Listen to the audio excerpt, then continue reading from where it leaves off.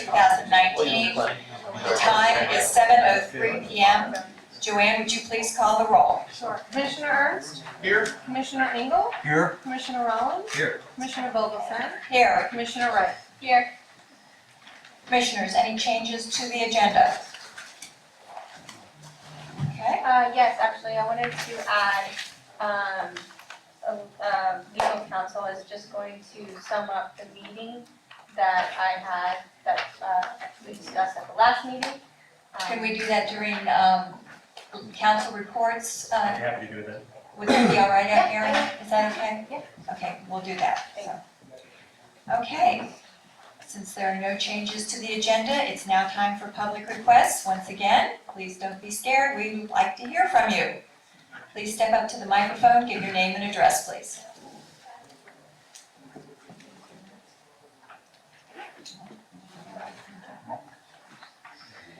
Okay, well, hearing none, it's time for the approval of the minutes of the board meeting. It was a special meeting held on August 26, 2019 at 5:30 p.m. Do I hear a motion? Move to approve. Hear a second? Second. Any discussion, commissioners? All in favor, say aye. Opposed, like sign? Motion passes, Joanne. Our first item of regular business is the proposed budget discussion for fiscal year 2019 and 2020. It's on page 5 and it starts on page 5 in your agenda packet. Bree, would you like to start the discussion? I think we're now looking at a new bottom line available for district capital projects. So if you all want to discuss how we want to allocate those funds, we can talk about that tonight. But right now, we're looking at the $7,666,800 in that CIP line. Commissioners, any changes to what we've discussed in the past? Erin, would you like to start us off?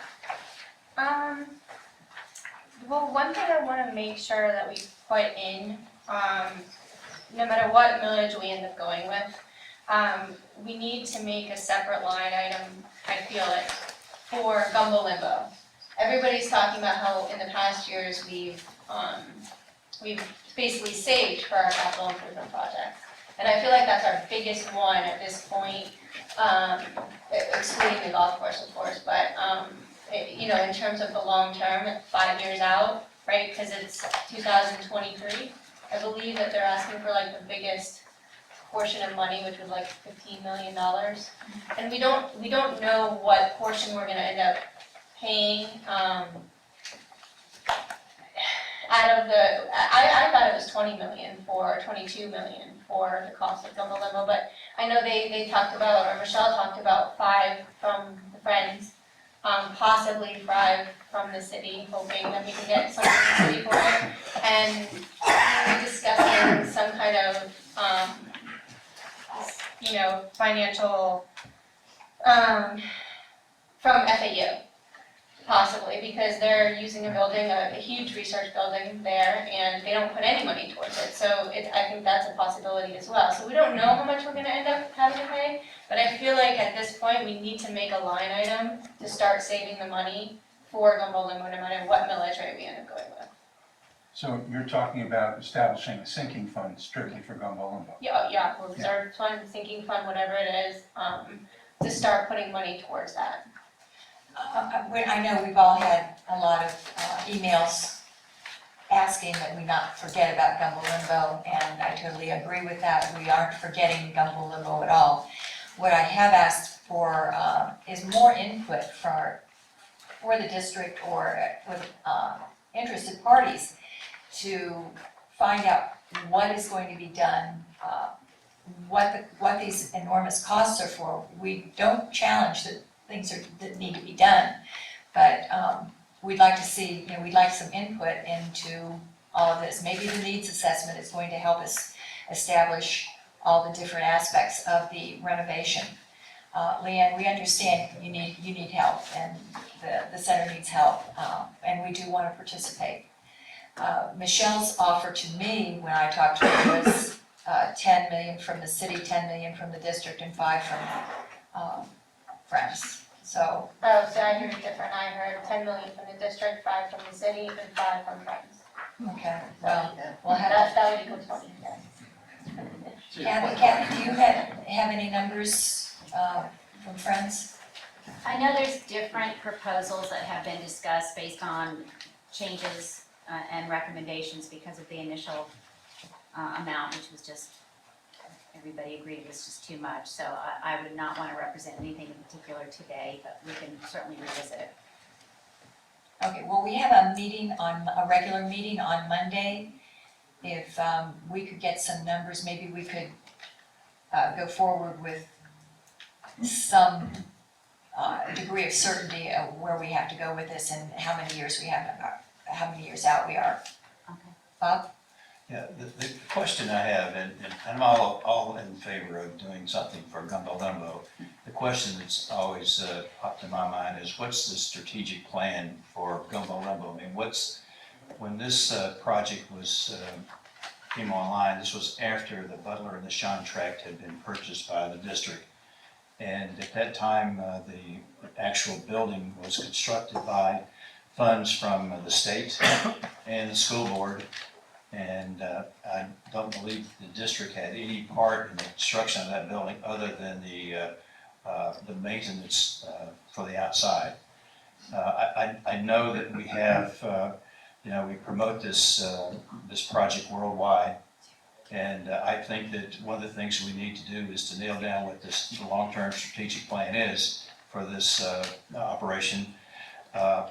Also find out, how better we can serve the community by, admission to this facility, because, people do come from all over the world to see this facility. We advertise it locally, and I think there needs to be more planning involved in what exactly is the long-term plan for Gumbo Limbo.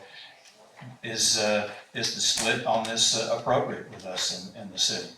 I don't know. I want to see the project done. I'd like to see it done sooner than later, but this project started out as just a local nature center for the public schools here in town, and now we have we've morphed into a triage for turtles, and it's a wonderful site, and I'm not saying anything negative about it, except the fact that I'd like to know that where the city is in the participation in this, since it's on their property, and what kind of support we can get from them for this, whether it's, if we're in for 10, I think that the city should probably be in for 10, but I'm thinking our contribution should be something outside of that. FAU, for instance, as you mentioned, Aaron, does have a presence over there, a huge lab. And I believe the trade-off for that is the fact that the city has some land that they use for a nursery, which is kind of offsets their capital contribution. But I think that's something that needs to be revisited too, to see if there's, and I cannot believe that they would not find some way to help fund that research facilities. I don't think they would want to lose that. But I think that's, so I think there's a lot of components to this. I have no problem in establishing a reserve of some sinking fund for Gumbo Limbo, with the idea that we'll get to it sooner or later and not forget it. But I think we need to explore those other options in the process, so that when the time comes, we know where all the money's going to come from. Steve? I don't know if I really have anything original to add. Robert and Aaron's comments. Just to say, Gumbo Limbo is one of my priorities. I want to maintain it as the showplace that it already is, and improve on it, because it can get better. It should get better. You guys deserve, excuse the expression, world-class facility. So that's my goal. Okay. Having said that, we also need to know exactly what we're looking at in terms of actual expenditures, what we're looking at as to what we're really going to get from the city, and what we're looking at in terms of what we can contribute. But this is something that really does need to be done. Yeah, I just, one final comment. I think we need to be involved in the size and the scope of the operation too, rather than just, EDS did give us an overview, but I don't know where that's been, because it started out at a $50 million number, and then, we didn't want to address that when we asked him that question, because he really didn't know. And now we're down to 25. Is that the number, or can we do it for 15 and still provide the same level of service to, the districts and communities? So I think that, we have time, and I think those are things that we should be doing. Craig? I'm supportive of Gumbo Limbo. I think there's more been going on with multiple players, so this is not just a district investment, this is a community investment. Everyone's got to contribute. City, FAU, school board, so to that degree though, there's more than just the reserving for it. There is a contractual component that needs to be addressed, because it's been brought to our attention that this is our obligation, and so it's presented as if, we have to pay for everything that is there, and no matter what it is. And I tend to think that needs to be addressed up front with all parties, and if you're going to involve us on things, there should be sufficient knowledge and information going in. It's not just a blank check, someone has to be managing it. We fully understand that the pumping is a complicated issue. It went from 1.2 million to 2.9 million, and now 3.2 million. I've heard 4, I don't know. But all of it comes with, it's just expected to come from the district, and yet no one's here to explain why it went up, what's involved. And we have city staff here, but I feel like the city staff is not involved with the project. There's someone else in the company and within the city doing it. It's not their fault. They can't explain it. So no one explains it, and we're left with the bill. So collectively, we need to have a better understanding of our agreements with everyone and more of a partnership. Are you asking for a new ILA? I think it should be addressed before we do a comprehensive reserving and investment of it. But I'm ready to give some money, but why put it tied up in a reserve when we don't know what we're doing for all the other things? Great. Mr. Horowitz, what is the ILA, because you've been reviewing these as far as Gumbo Limbo. If you give me one moment, I will just take a quick look. I believe, when you ask, what are you talking about, the context of the term or the district's obligations? Well, the term and the obligations. Just one moment, I'll tell you exactly.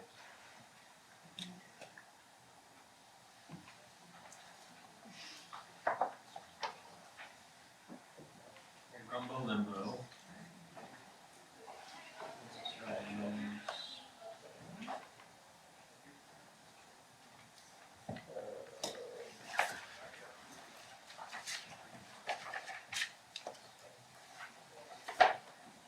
Madam Chair, while he's Go ahead, Craig. doing, when do we have the opportunity to talk about the golf course? Under the golf course, On the And the golf course reports. update? in the reports. Okay. If I could, I think, yes. Yeah.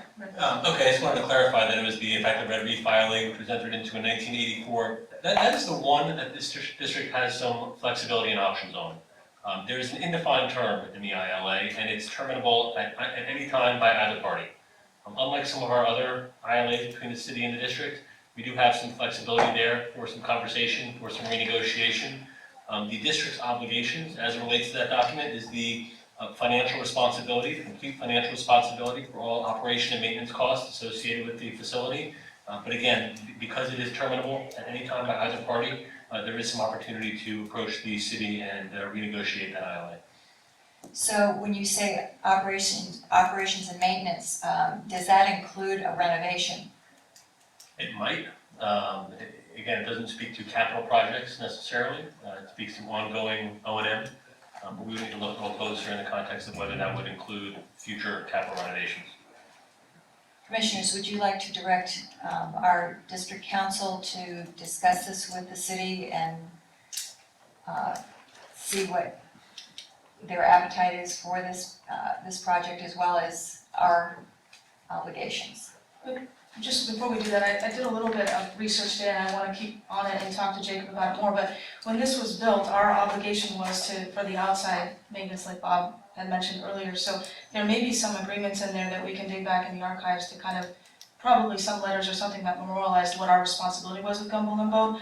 I know the school board ran out of funding because they paid for the interior Gumbo Limbo, and we agreed to take on that responsibility. I'm not sure, I think you have that interlocal agreement, You do, with the school board? yeah, for Gumbo Limbo, so I think we should probably look at all that and see what our obligations are, and if that doesn't apply to the Red Reef ILA. But again, I would also add, if the intent is to reach out to the city in the context of a business arrangement or a renegotiation of the business terms, we're happy to open the door for that discussion, as we've done in recent time with the CRA in particular, but we would need somebody from the district, whether it's Brianne or a delegated member of the commission, to open up the door for us as it relates to the policy, and then what the intentions were as it relates to the substance of those terms. Madam Chair, Yes, sir. it's not my recommendation to start that discussion now. I think we have enough on our plate to address, and I think we should continue to operate in the spirit of what we are been doing to fund Gumbo Limbo and to, listen, support, as we have always done. But at the point when we are going to do significant capital contributions, there needs to be a tighter discussion around what's happening and who's responsible, and that's a different discussion. I don't really want to complicate our lives already any further. Thank you. Yeah, and I agree with Craig, but I think it's a discussion that we do need to have at the appropriate time, and we're always looking for some reason to have a joint meeting. This could probably next year be a topic for conversation with city council, but I'd want the staff to do some legwork, before we did, so that we just don't spring it on anybody, but I think we need to explore that, as Craig said. What amount do you want to put in a sinking fund, or do you just want to, how would you like to handle that now, Erin, since you've heard everybody's, do you still think a sinking fund would be? I mean, if it's still on our plate to put a significant amount of funds towards it within 5 years, I think it's important to start setting aside money towards it. Even though we do have other things on our plate, it's really not fair to put some of those other things ahead of Gumbo Limbo per se. You know what I mean? Like, we have a huge amount, we know probably at least $10 million that is going to be required for it at least. Would you like to set aside $500,000 to start? Or even if it's 8 million or whatever it is, it's still a huge amount. Yeah, I think it's yet to be decided, but, I don't have a problem if we want to set aside some funds. I mean, Maybe 500,000? I'm fine with that. Commissioners, Steve, I'm fine with 500,000, Craig, just, That's fine. Bob? Yep. Okay, me too. Do I need a motion? Yes, please. Okay, do I hear a motion to set aside 500,000 from our reserves? Okay, do I hear a second? Second. Okay, this was right, seconded? Okay, any more discussion? All in favor of setting aside 500,000 as a sinking fund for Gumbo Limbo, please say aye. Aye. Opposed, like sign. Motion passes. Thank you. Thank you. Okay. One more thing I'd like to bring up on the budget, now that we know this number. There was some talk today with staff at Sugar Sand. We may have, in the past, we've set up a line for things like AC issues at Sugar Sand, and now it looks like we may have some roofing issues. So I would like to see if it's possible to set up $300,000 aside for Sugar Sand just for those kinds of repairs during the next fiscal year. So it's not like an emergency move around So you want 300,000 for Sugar Sand CIP. Hold it. It's they're gonna get me a full report. It was just a quick message today that the guys came out to assess it, and it's getting to that 20-year mark. So we could extend it if we do some repairs for another maybe 5 or 6 years, but overall, if we're gonna do the roofs at Patrick and Sugar Sand, I mean, they're saying maybe $5 million to get all that done on all the different buildings. Metal roof. Question, do we need to set aside reserves for every capital item? I mean, we've got a reserve set aside, I mean, We can use that, but if we're just gonna allocate, in the past, we've had a line separate for sugar sand, I just wanted to bring that up tonight and see if we wanted to do that again this year or not. well, you know, I'm certainly fine for doing the repairs, I mean, we've got to protect our property, and whether or not you need to have a specific reserve for it or not, I don't know that that was really necessary. Okay.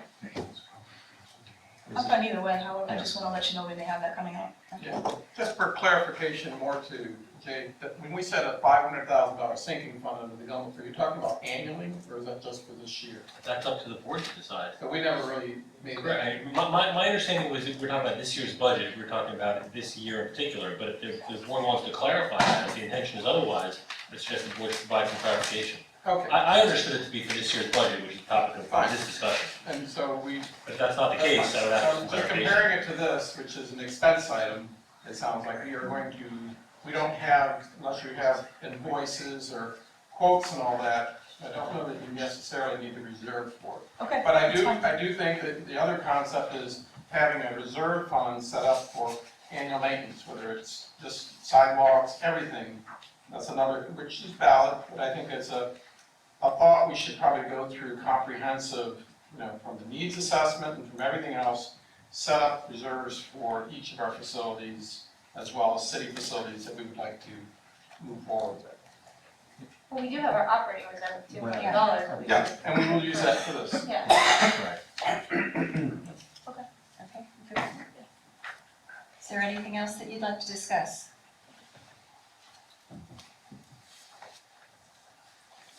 Discussions? Nothing else? No? Everybody okay? Yep. Okay. Moving right along. Number 2, the hotel site discussion, page 11 of your agenda packet.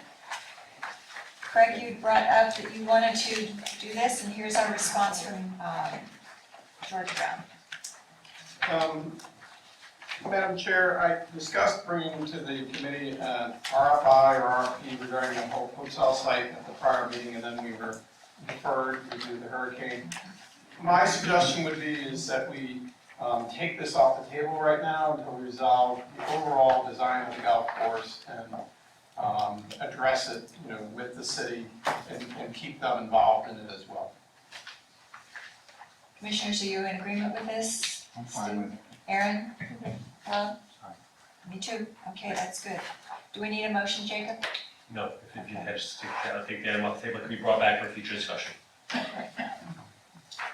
Item number 3, the executive director discussion on page 13. I believe, Bob, you had brought this up, so would you like to run with this? Or I'll be delighted to do that.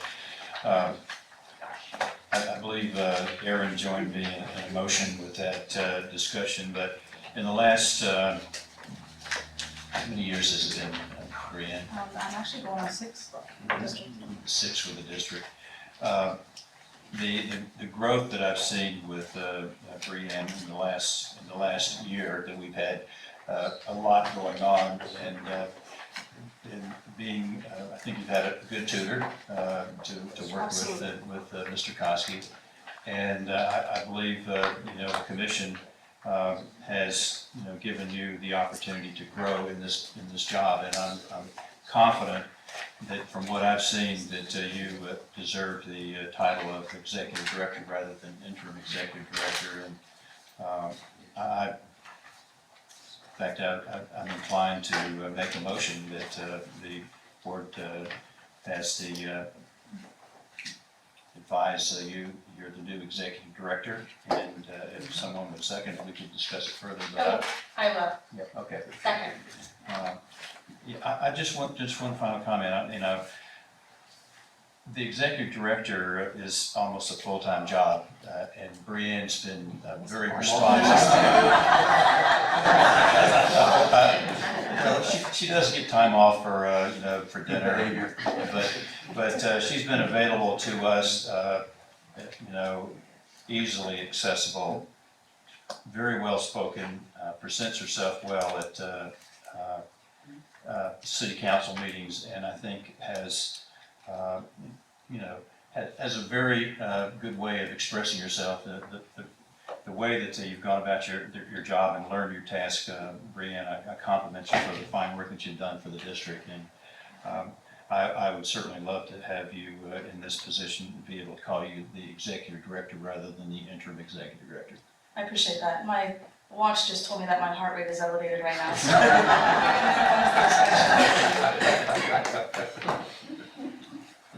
Any more discussion, or should we vote on this? Steve, No, Craig? just to say, job well done. I think since you started from where you were then to where you are now, you're in a whole other universe. And really, I'd be proud to have you as executive director for the Beach and Park District. Thank you.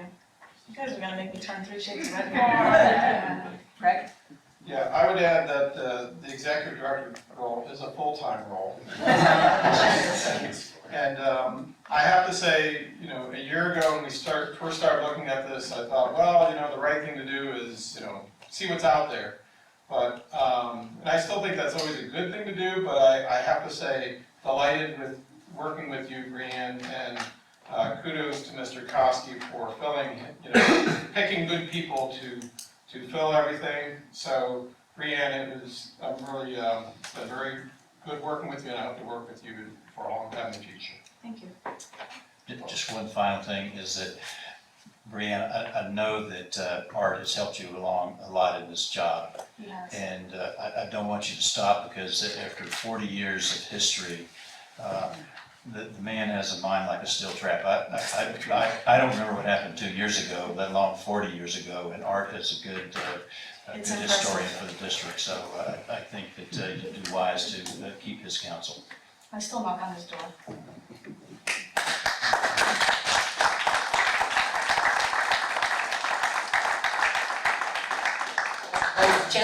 Just for the record, just like I used to do with Mr. Kosky and still do, I can text Brianne at 6 a.m. in the morning and I get a response right away. I don't call her because she has a young one, but she has been so responsive and such a source of information that I can't say enough, and I am just proud to work with her. Thank you. So, with that being said, all in favor of... Just one other thing, $50 a week is okay, right? All in favor of having Ms. Brianne Harms as our executive director, please say aye. Aye. Opposed, like sign. Yay. Congratulations.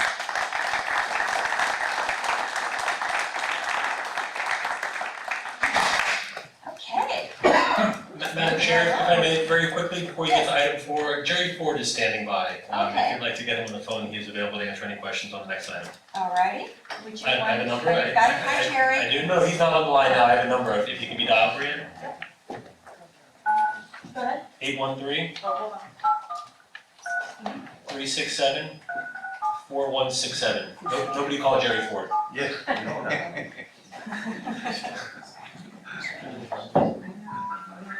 As I was saying. There's a reason why nobody. And then let me see if I Try it again, David. 813 367 4167. 411. 67. You guys may want to rethink your decision there. Yeah, I've got 376. He said, try that one. He kept the original. 813 376 4167.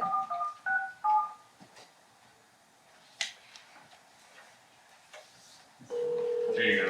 That's why I get the big bucks. This is Jerry Ford, can I help you? Hi Jerry, this is Brianne with the district, and you are live at our meeting this evening. Welcome, Jerry. I apologize if there's any background noise. I just got into DC, so a little congested. Okay. All right, we're gonna do our best to, I'm gonna try to get you on a microphone here.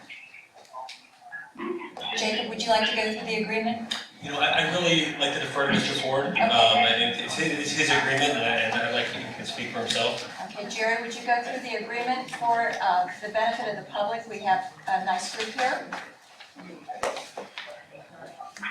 Sure. The agreement that you have in front of you is what we consider a fairly standard municipal advisory agreement. It outlines the scope of services that we will provide for you. It outlines the cost of those services on a per transaction basis with a minimum fee for a bond issue of $25,000. So if the size of the transaction went up, then the per bond fees that are outlined in there would kick in. But as long as the per month fees were less than $25,000, your fee would be that. It also has a provision that if the transaction takes an exceedingly long time for any work that we have performed prior to a certain number of days in advance of the transaction, you would pay our normal hourly rate. You are not subject to any fees at this point in time. The clock has not started for you. We've done some background work investigation, but the clock is not on. The contract can be terminated on 30 days notice by either party. So even though it has a license, you are not required to keep this employee for any reason. You either happy with us or you feel that you're not going to need this for advisor in the future. And it provides us with the same opportunity to walk away. The reason that the scope of services is relatively lengthy is because under current regulation, if you ask me to do something that is not listed in the current scope of services, the contract would have to be modified to allow me to undertake that activity. And so it tries to be somewhat comprehensive. And that is the agreement in a nutshell. Thank you, Jerry. Mr. Ernst has a question for you. Mr. Ford, Craig Ernst, and my question to you is on the compensation section 5A, transactional fees and expenses. Okay, I cannot hear you. So maybe I can say it, then Brianne can repeat it to you directly over the phone. We're on section 5A of the agreement where it talks about transaction fees and expenses. So my question is, Mr. Ford, the $25,000 per bond issue, could you clarify for me how much is 25 million if we issue 25 million in bonds? What is the compensation for that? It would be $25,000. Our minimum fee is $25,000. Is that for per bond? Is it described here as a bond issued in $1,000? Per bond means per $1,000. So if you take those, I think it starts at 85 cents a bond, and it calculates that up to the first 50 million. If the amount that you're issuing is 5, 10, 15, 25 million, and that 85 cents per thousand is less than 25,000, our floor fee is $25,000.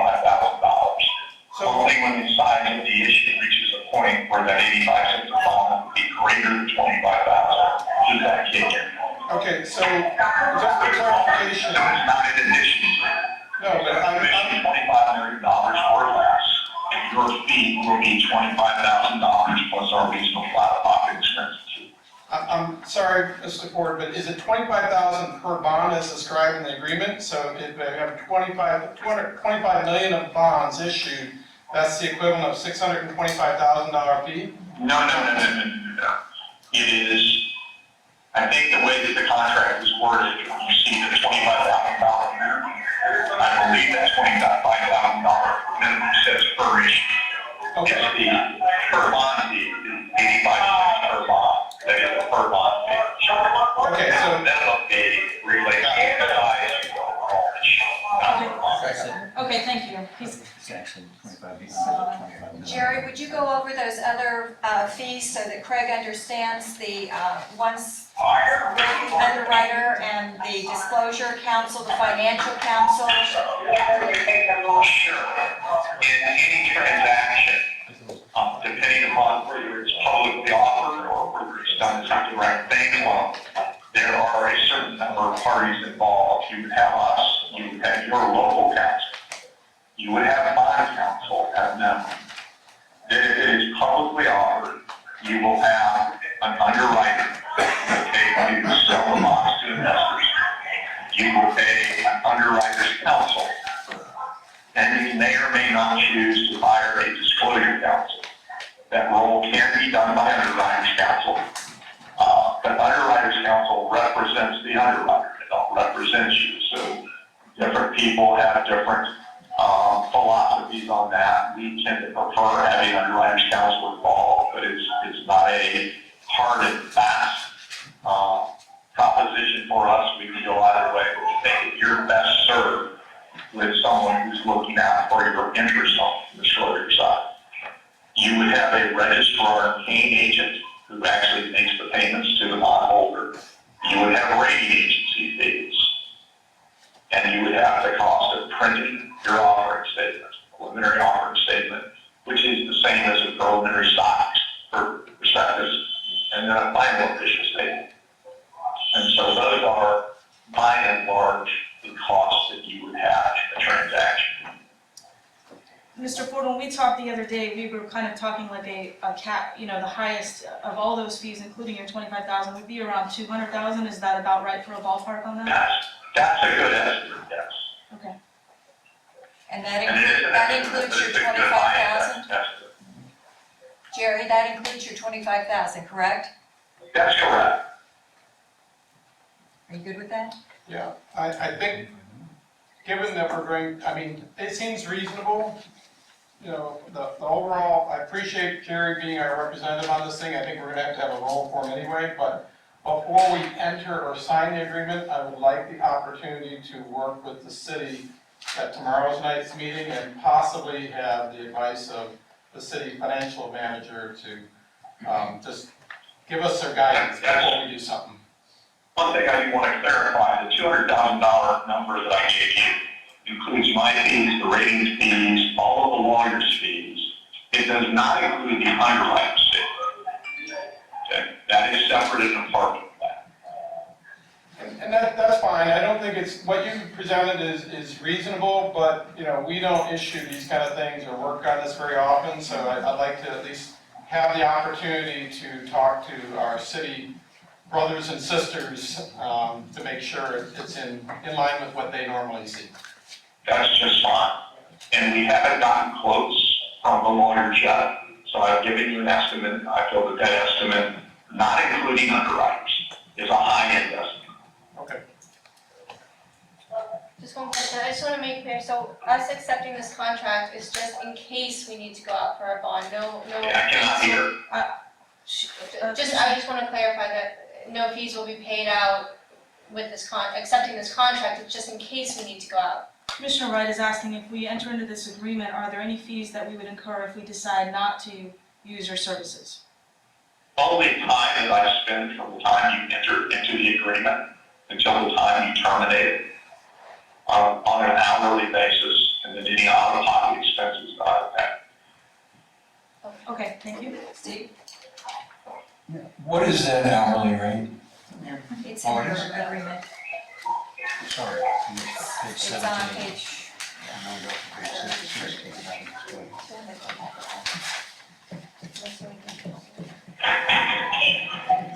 Jerry, your position is account manager, correct? My what? Your position is account manager on this? No, my position is municipal advisor. Oh, you mean what role do I serve? I'm the account manager, yes. Okay, okay, thank you. Are you good with that? Yeah, so, real quick, so it's feasible that your fees could go up as high as $580 an hour should all three positions be involved, even if we do not see necessary to use your services. Yeah, Commissioner Engel's asking, based on these hourly rates that are in the contract, we could foreseeably spend $580 an hour for any work that's done if all of your staff are working on this. Is that accurate? Well, technically that's accurate, but that's not how it works. And it's a good question, so thank you for answering. I don't think that I have more than once or twice billed a client for hours at the same time. So you would have either myself or Will Reed, who would be working on the account. I would review anything that was done. And so you would incur the charges for the two of us, but they be fully overlapped and would not duplicate each other's work. Okay. Are you good with that? Yeah. Okay, Bob? Yeah, I just had a question for Craig. You mentioned you wanted to discuss this with who? The bond counsel for the city, or?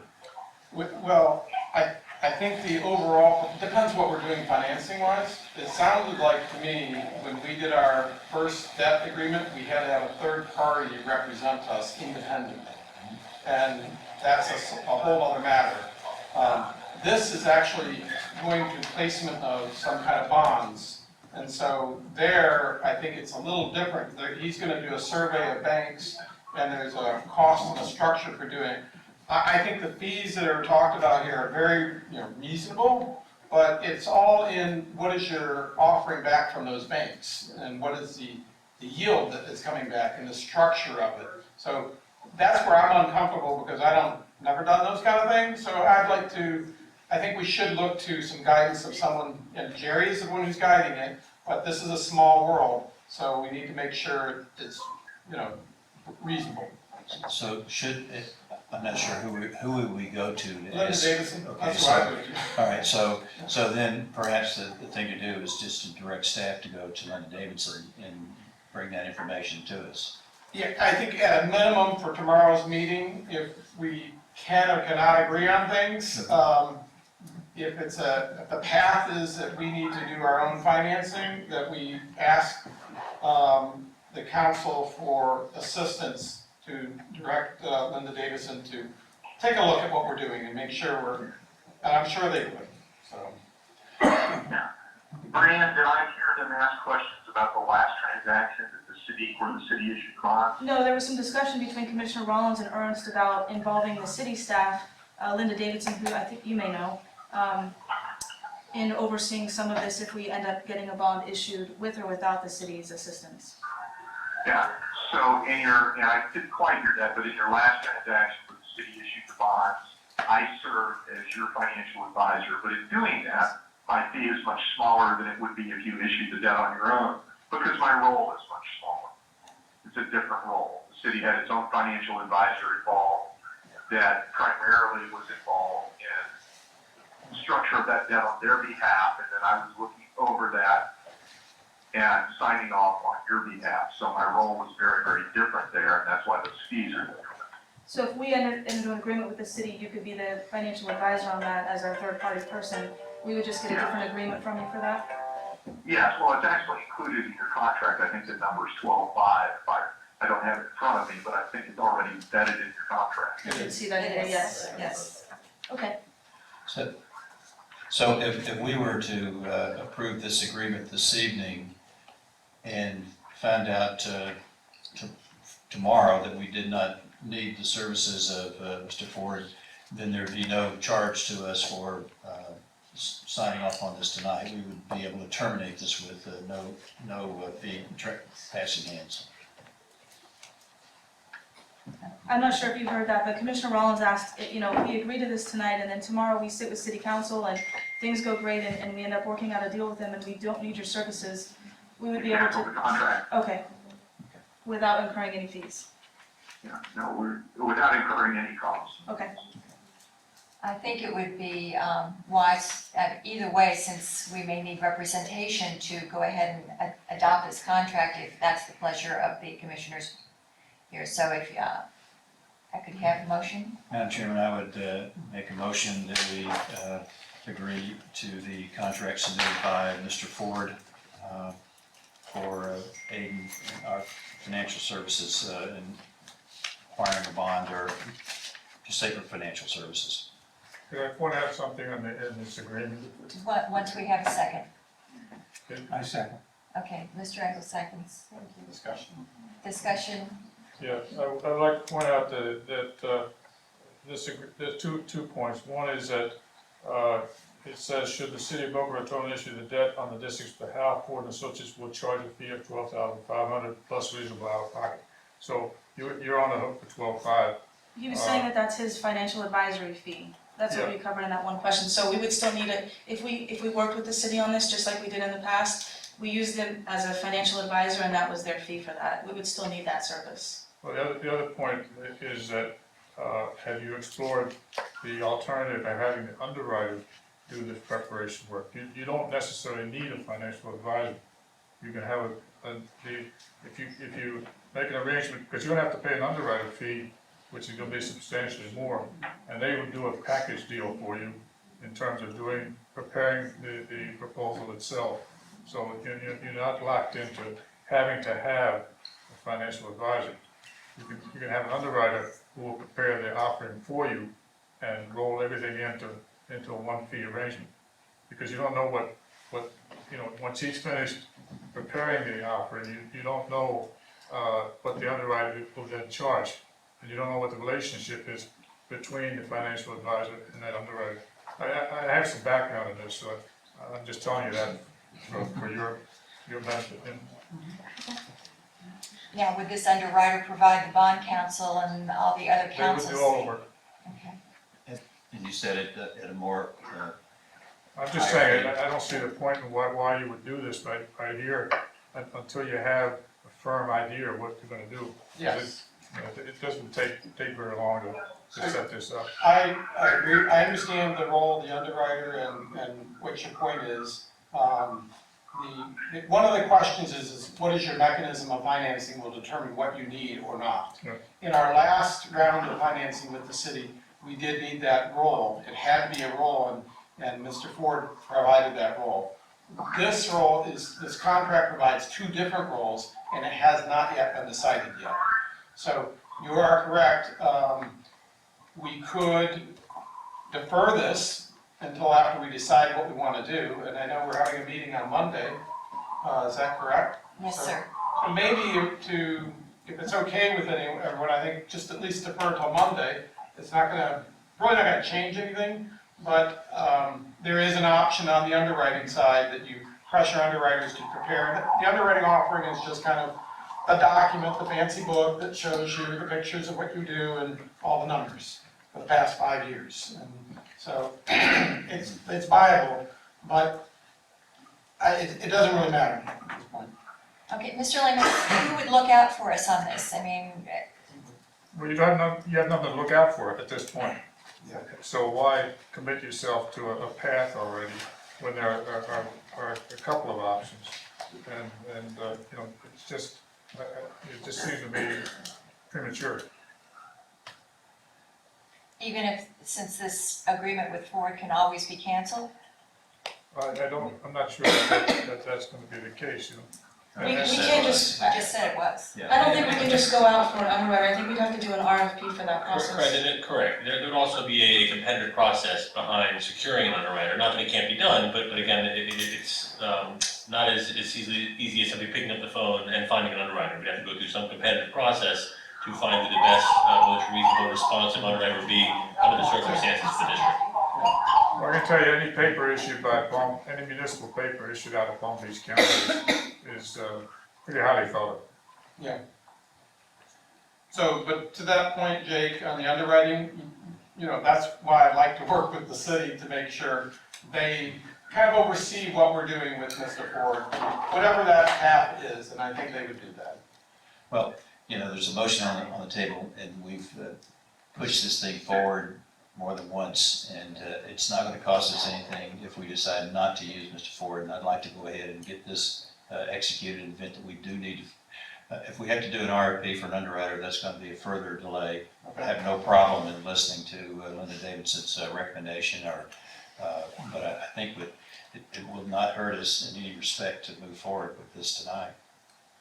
We can always undo it. As Jerry said, there's no cost. He's done no work. There's no reason not to approve it, and then we can unplug from it if we need to.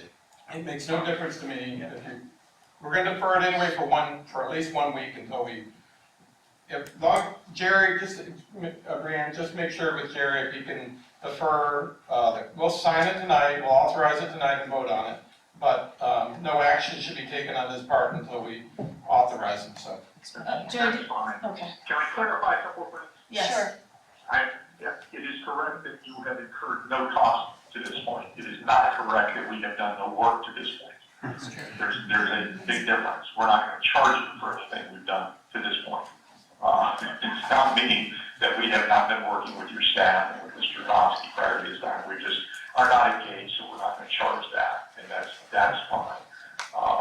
Should you choose to use us, we will serve you well. Should you choose not to use us, we will wish you well. Hope your transaction goes great. But I think, did I hear a question about whether or not you had to have an advisor or whether or not you could just use an underwriter? Was that a question I heard? It actually, yes. Yes, somebody from the public spoke up about that. Okay, so the fact of the matter is, you are not required to hire a municipal advisor. You could hire just an underwriter. Most transactions in Florida are not done that way. The reason that they're not done that way is that the only entity involved in a financing transaction that has a fiduciary requirement, i.e. want to act in your best interest, is the municipal advisor. The underwriter does not have that legal obligation. And that is why most issuers support these financial advisors. That is your call. You are not required to do that. The city of Boca always uses a financial advisor. Thank you. Thank you, Jerry. I'm going to call the question. All in favor of accepting the Ford and Associates Financial Advisors Agreement, please say aye. Opposed, like sign. Thank you, Jerry. Go have dinner. Thank you. Thank you so All right. much. Okay. Mr. Ernst, approval of payroll and invoices. Madam Chair, I'd like to make a motion to approve payroll and invoices for the total amount of $2,172,269.15. Oh, we had an amended, That is the amended. okay, thank you. Second. Thank you, Steve. Oh, here we go. Thanks. Commissioners, any discussion? Any questions?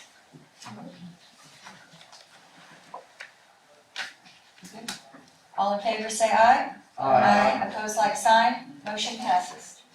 Thank you, Joanne. Okay.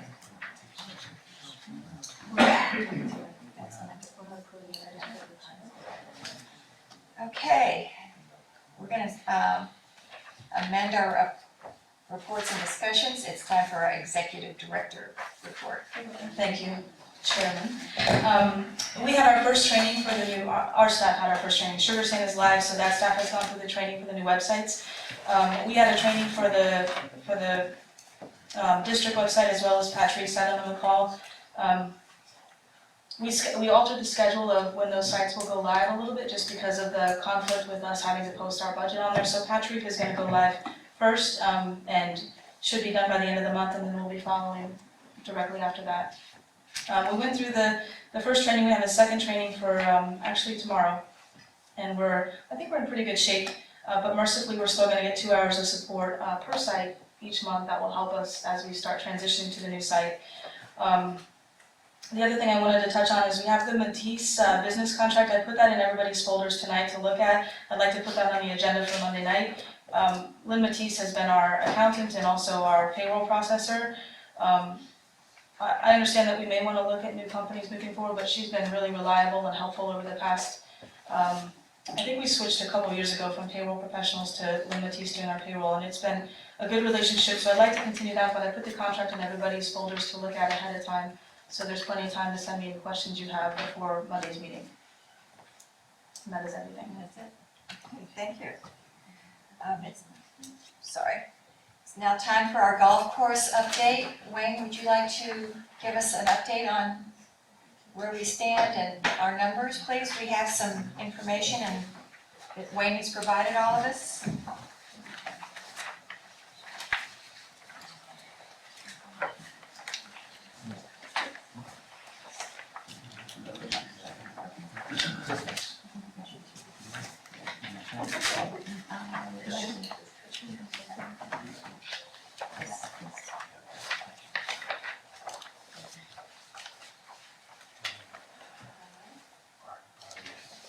Just to get you started, we do have, I have had a letter from Mr. Annell from the city of Boca.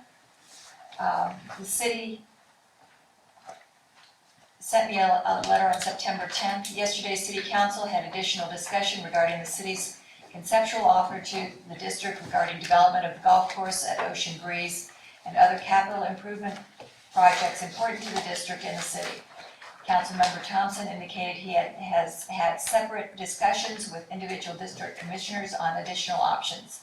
As requested by Ms. Harms, this letter provides a summary of the additional alternatives to the proposals discussed in my letter of August 28, 2019. The city would be willing to consider the following in collaboration with the district. The city would program, design, build, and operate an 18-hole golf course on Ocean Breeze property on the west side of 2nd Avenue, including a clubhouse, driving range, and maintenance facility as previously noted. Then we skip down. The city would offer financing to the district to allow the district to fund the following capital improvements. The eastern portion of Ocean Breeze Golf Course for recreational amenities complementary to the 18-hole course on the west, if undertaken by the district. Gumbo Limbo improvements, Spanish River maintenance facilities, DeHornley maintenance facilities, and other improvements. This plan would permit the district to make annual debt service payments to the city in order to complete important projects, and it could help avoid the necessity of a district millage increase. Details of the financing structure would need to be worked out in a new interlocal agreement after joint deliberations. City Council wanted to make this offer to assist the district in its budget deliberations. We look forward to this discussion, the discussion of these options at our joint meeting on Thursday, September 12th at 5 p.m. Very truly yours, Lee Fennell. So this is one option for us, but I think we need to discuss others. And that's why we have Wayne here with some numbers and some options. Thank you, Mr. Bradley. Good evening, Commissioners. So I took about a week and a half off after the last meeting and tried to recharge my batteries and come back with a little bit more of a positive attitude. So anyway, I spent yesterday reviewing the tape and going through all of the comments of the consultants that were hired by the city to review the plan. I think I failed to understand why they reviewed the $28 million plan. I think we all recognize that that has been superseded by the $19.9 million plan that Commissioner Ernst presented to the city, and that was substantiated by a study done by the NGF. So I don't know whether that's to throw confusion out there or make a poor comparison on our behalf, but I guess that's where it is. So hopefully we can continue to work off the 20 million number going forward from this point. The golf course architect Kevin Atkinson out of Colorado was the individual chosen to analyze our plan, and I bear him no ill will or any personal grudge for what he said. It's unfortunate that they chose somebody out of Colorado because he doesn't work in Florida, he doesn't understand a lot of the issues in Florida. Maybe he wasn't helped by Kimberly Horn, who was the lead on their scope of work. But unfortunately, he lost a bit of credibility with some of the things that he did say.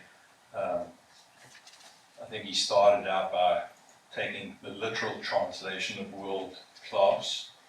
I think it's never been our intent, and I don't believe it's your intent, to build the best golf course in the world.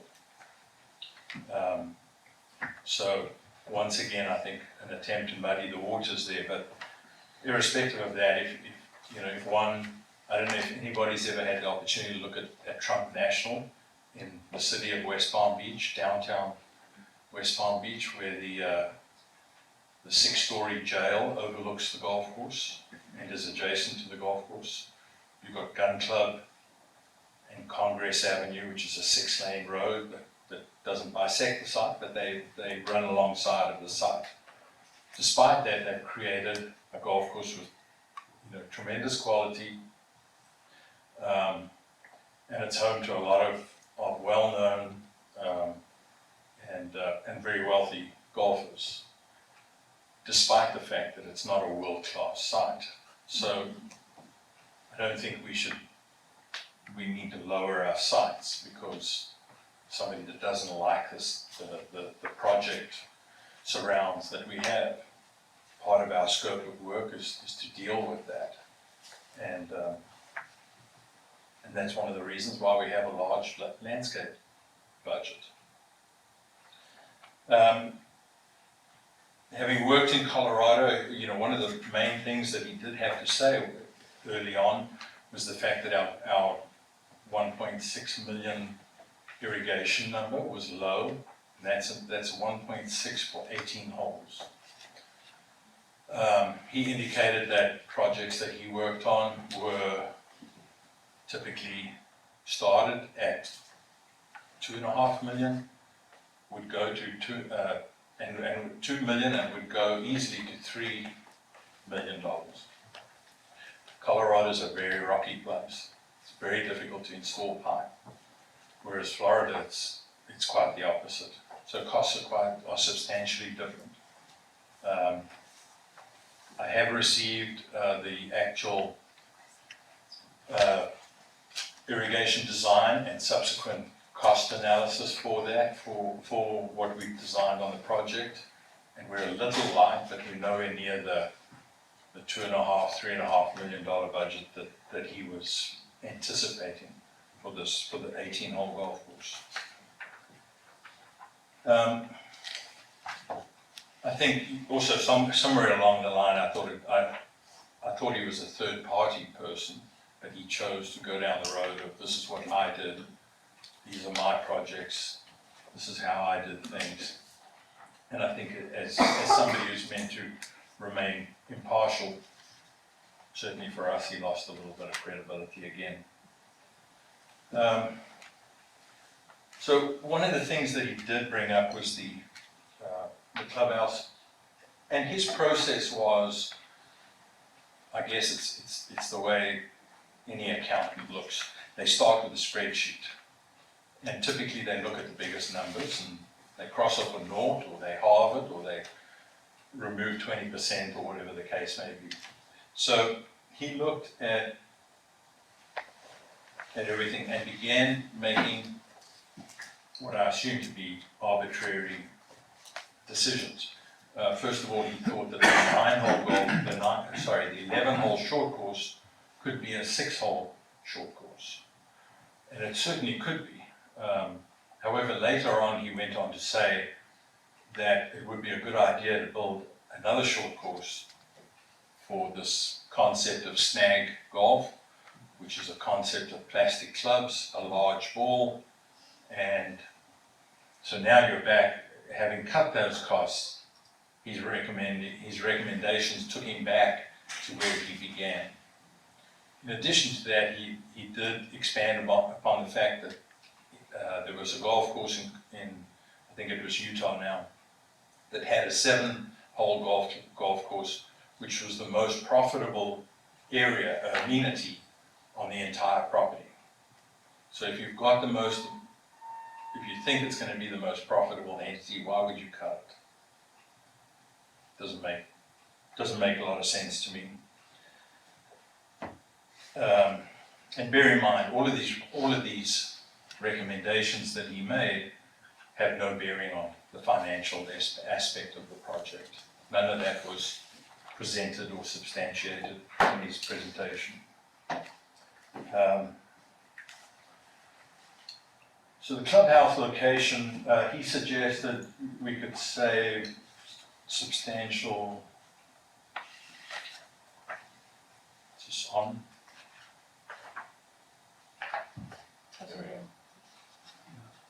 There we go. So, and this is his slide, other than the 2 comments that I've added. But what he said was, take the maintenance facility, which is located on the east side adjacent to the railway line, and put it back where it currently where the old building currently sits. And it's easy to say that, but the implication is, the effect is, this area here, where you've got, Touching the gray part to take the blue off. say again, the Just gray. tap the gray and There we go. So this area here is a very narrow area, it's very pinched. So it's a difficult area to work with, to get the golf holes to work there in an ideal way. So that was one of the reasons that we removed the maintenance area, so that we could improve the golf. What he's done is made the maintenance area more important than the golf. So I guess his intention is, let's put the maintenance area in there and then work around it and squeeze things back in there. So I don't believe that those savings are worth taking away from the golf experience. The other thing he said was to remove the current planned location of the clubhouse, which is on the east side, and bring it over to the northwest corner. The problem with that, and I forget the number that he said that we would say, but the problem with that is that there's no utilities there. So there's no savings on utilities, which he identified. The other thing is, once you start splitting this project up with a clubhouse like in that manner, how do you run your east side? Because now, if somebody's coming in the afternoon and they want to either use the short course or a Saturday morning, or they want to hit balls and then go and play golf, they arrive, they have to have a car park first of all, and an entrance. So that's a cost that has to be spent in addition to your car park that's on the northwest side. In addition to that, you have to have staff to manage and operate this entire area, as well as storage. You have to have the ability to sell drinks and snacks. So now you've got to build some kind of a structure. Now you've got two structures. So it's not very feasible. It adds money to the decision instead of saving money, as he indicated it would to the city.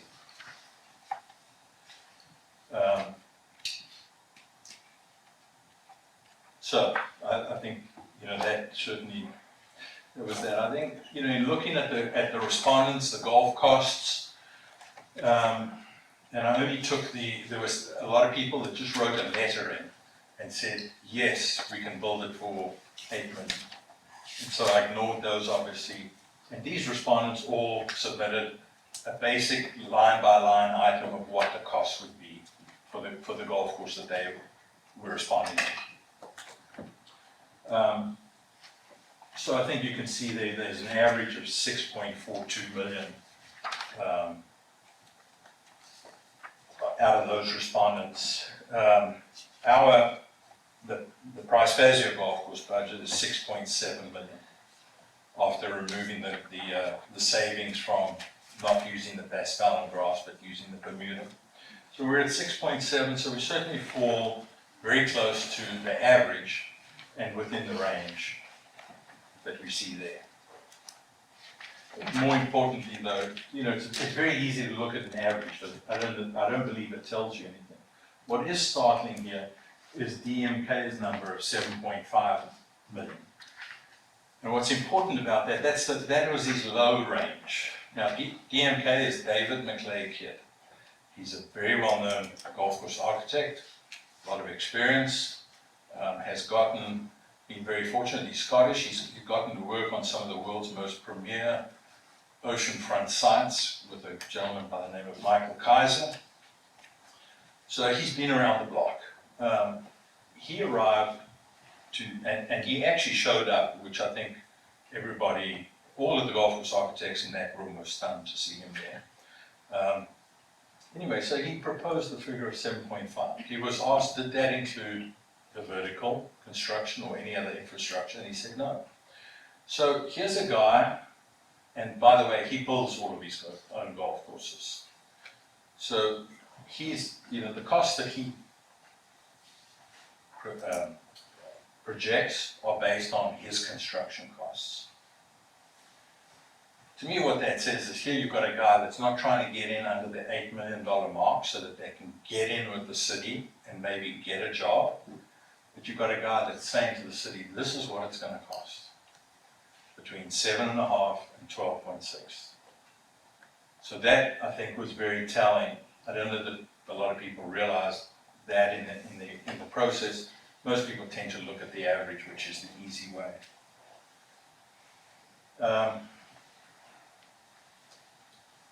The total project costs, range from 7.5 million to 12.5 million. It's a big disparity.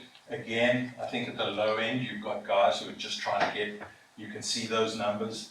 Most of them are all around the $8 million mark, so they're trying to get a job and fall under that $8 million number without considering the vision for the golf course. Our vertical construction and infrastructure costs are 13.1 million.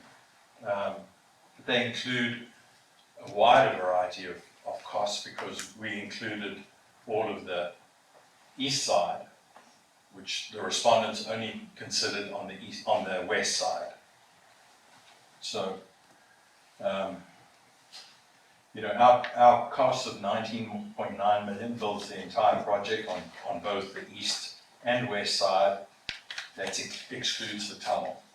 And I think the tunnel is something really that the city should do, given the fact that it is a complicated, complex project, and certainly it would be more suited for them to do that. Quick question. Yeah. You have two costs there, it looks like, what's the difference between the 13 million cost and the 19.9 million cost? Sorry, the 19.9 is the total cost. The 13 million is just the infrastructure and vertical, the buildings, equipment, everything outside of the golf course. Oh, okay, so you would include the 18-hole golf course on top of the 13 to get 19.9, that's what you're saying? No. I'm confused what is not included in the 13 that would add on to 19.9. The golf course. Yeah, that's what she said. That's what Oh, it is. sorry, I apologize. Okay, so It the is 13 is excluding the 18-hole Yes, golf course build, Correct. which you estimated to be 6.7. and I've only given you the 18-hole cost because that's what they analyzed for Right, the most part. right. That includes irrigation though? Everything. The 13, Oh, no, the 13 is infrastructure. just infrastructure. It's infrastructure, and it does include the landscaping. The Now, 19 covers everything, irrigation, landscaping, everything. temporary clubhouse, car park, temporary car park, temporary car parks, storage.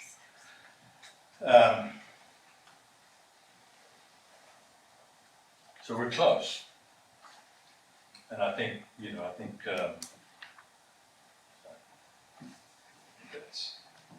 that's pretty much it. So I think just to go back to the front here.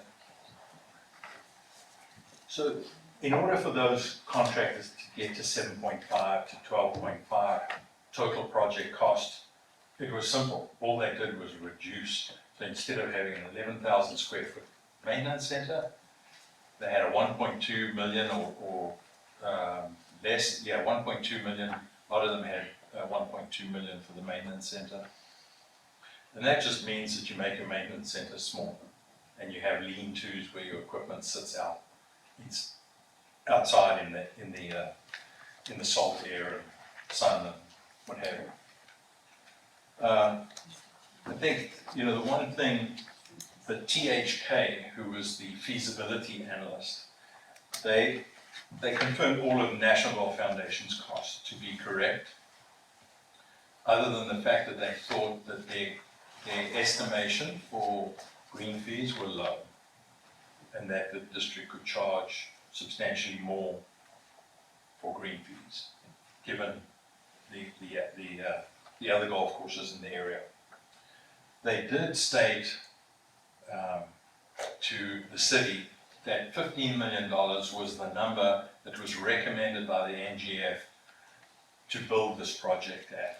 And I knew that to be incorrect. I called Richard Singer to confirm that, and he did confirm that they never did that. And in fact, in your packets, I think you can see there's a graphic that states that that's their estimation, and unfortunately their estimation was way off the mark,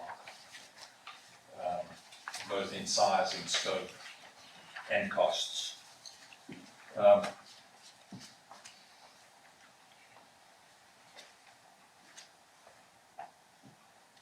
think one of the things that came out of it, one of the most important things that came out was that towards the end, when the council members discussed that presentation, was Councilwoman Mayotte said, this 15 million that you're proposing to the city to build this project, will that still be able to differentiate the golf course from all of the others? And if you do have the time to look at the tape, you'll see they skirted the issue. But what he did say was, we'll have new grass, we'll have new greens, new bunkers, new tees, new shaping, and that it would be an excellent golf course. So, in my mind, if you want to get to the, if the city has an intent to get to that 4 million approximate number for the construction of the golf course, what you give up is exactly that, is the differentiation. Because the $4 million gets you ocean breeze, where you can't move dirt, you can't add the landscaping.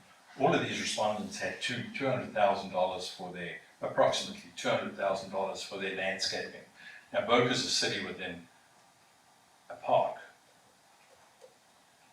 I don't know how you spend $200,000 on a golf course like that in Boca, because I think the expectation is not $200,000. I think, Brianne, was it you that mentioned a number for the trees around the lake? Yeah, they just did a beautification at DeWorley for $500,000. DeWorley. Yes. What about was it the lake at the library? They put trees around the lake there at DeWorley Park. Oh, okay. I thought there was 15, wasn't it much higher than that? It was over 500,000. 500, okay. That's what they approved. So that's just a lake. So I think not just a lake, but it's a lake. But this is, so I think the point is that we do have to differentiate the golf course. You can't go in here and build what exists there and expect to compete against the other golf courses.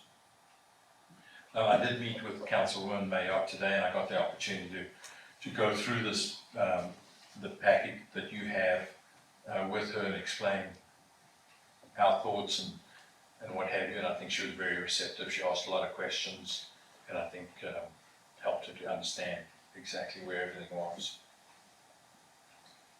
I think it boils down once again to the fact that you have two different visions here. And I don't know how you bring the two together, or who's going to blink first here. But certainly that it seems to me that the city's vision, if you look at the RFI that they just put out, is to build a golf course as cheaply as possible. In that RFI, there was no, they did say something in line with the standards of Boca, but I don't believe that that would come close to meeting the standards of Boca. From the beginning, what we did on this project is really try and understand what Boca was about. We spent a lot of time at Osprey Point with Ken Smythe, out on the golf course, talking to him about his clients and understanding why their golf course was so successful. And it became very apparent early on that you have to do something special. And I'm not talking over the top, but I am talking you have to change Ocean Breeze. You can't, it's like a restaurant. If they close one day, open the next day with a new sign on it, that's not going to do it. They're going to be closed very soon after that. So, those were my thoughts. Any questions? Wayne, I want to go back to something that you said, because read this, this material ad nauseum until the point, where all the numbers begin running together. And and I do recall the city saying, making reference to the course being built for 15 million based on a National Golf Foundation statement, which you said they did not make. Is that Correct. correct? So, where did They did not recommend it. Yeah, okay. Where did they get the $15 million number?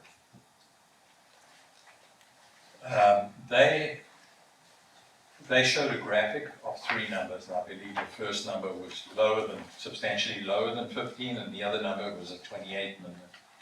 And their point was to show that the ideal number was $15 million, because then you could service the debt based on their numbers and based on the green fees that they intended to charge.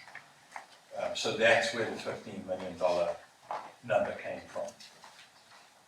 It's interesting, in the Sunday Sun Sentinel, there was an article that was published I guess it was in the Boca Times, I think that's a supplement there.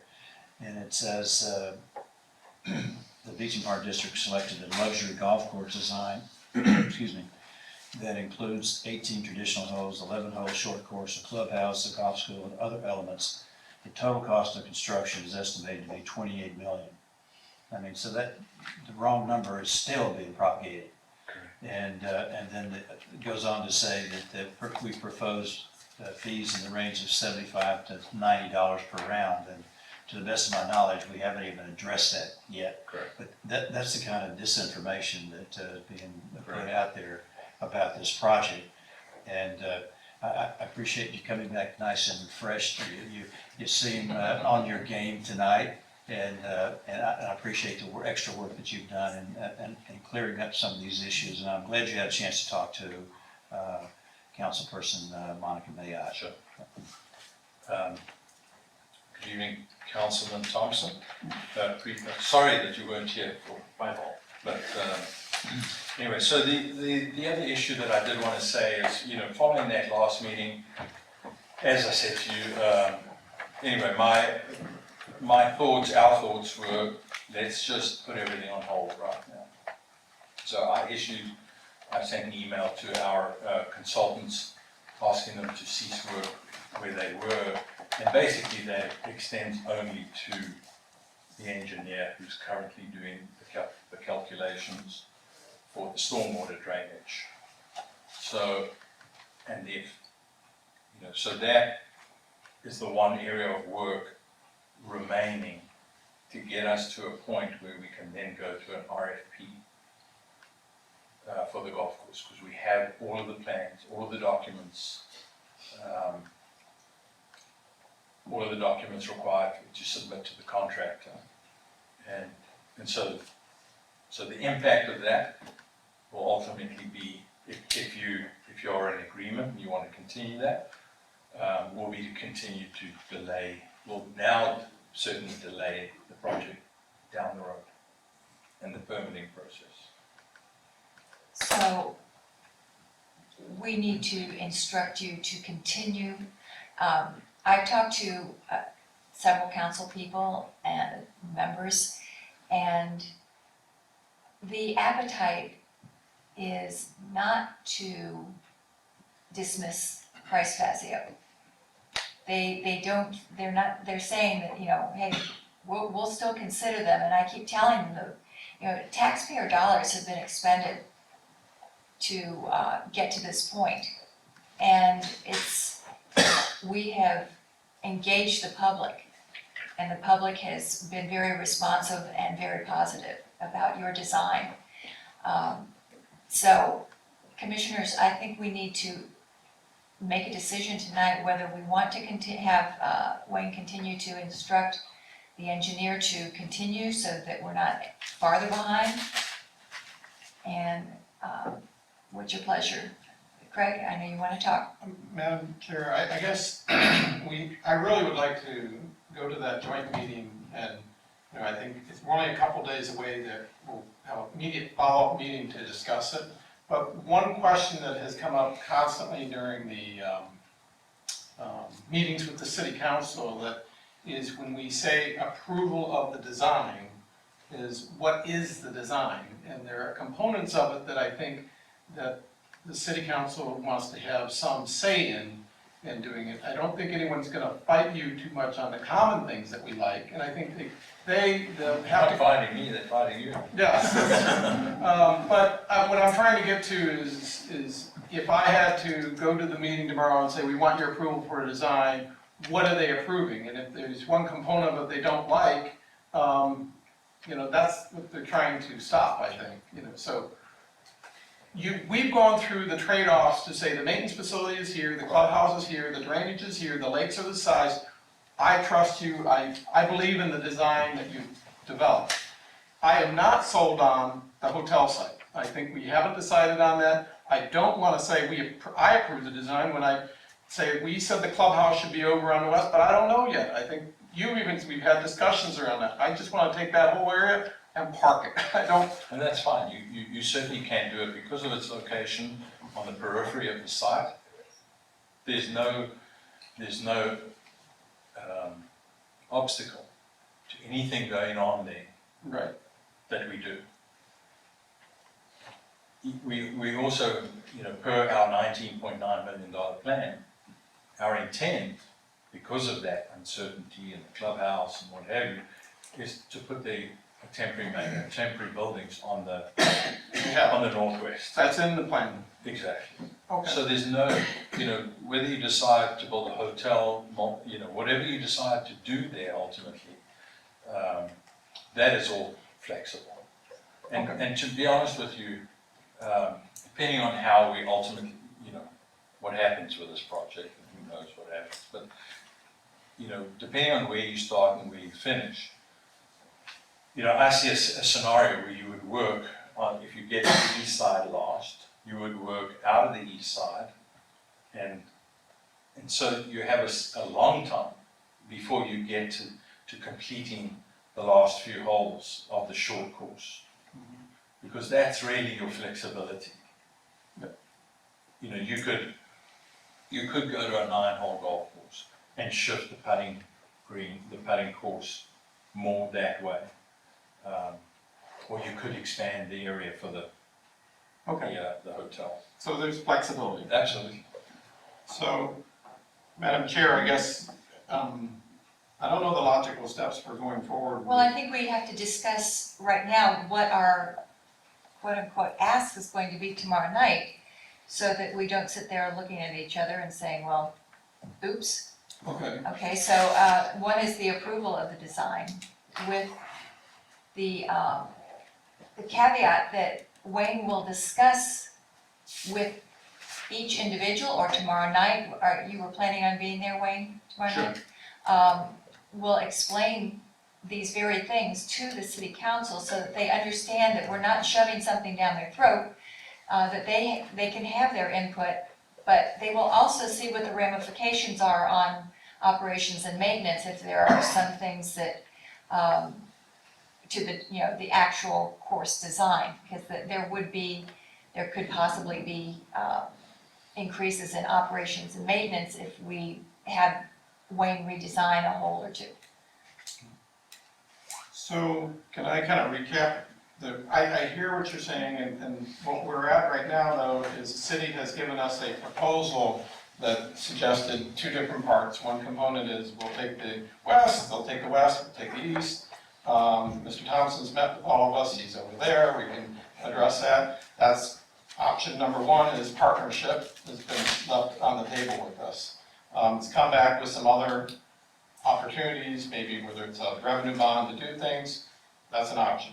Second option is that we go forward ourselves, and we have a millage rate that will support a building it out and possibly getting some financing, whether it's from the city or whether it's from a third party independently, but we end up doing it ourselves. We could get 25 million for, I believe it was $1,430,000 per year for 25 years. And he was estimating high on the percentage rate just to make us feel comfortable with that. Okay, so it's an option. And then the final option is we walk away from it. We say, look, we have expended 24 million plus all the expenses, and we are, we thought we were doing the right thing, but we don't want to deal with this anymore. The city has said that they should do it, and we go forward with it, that front.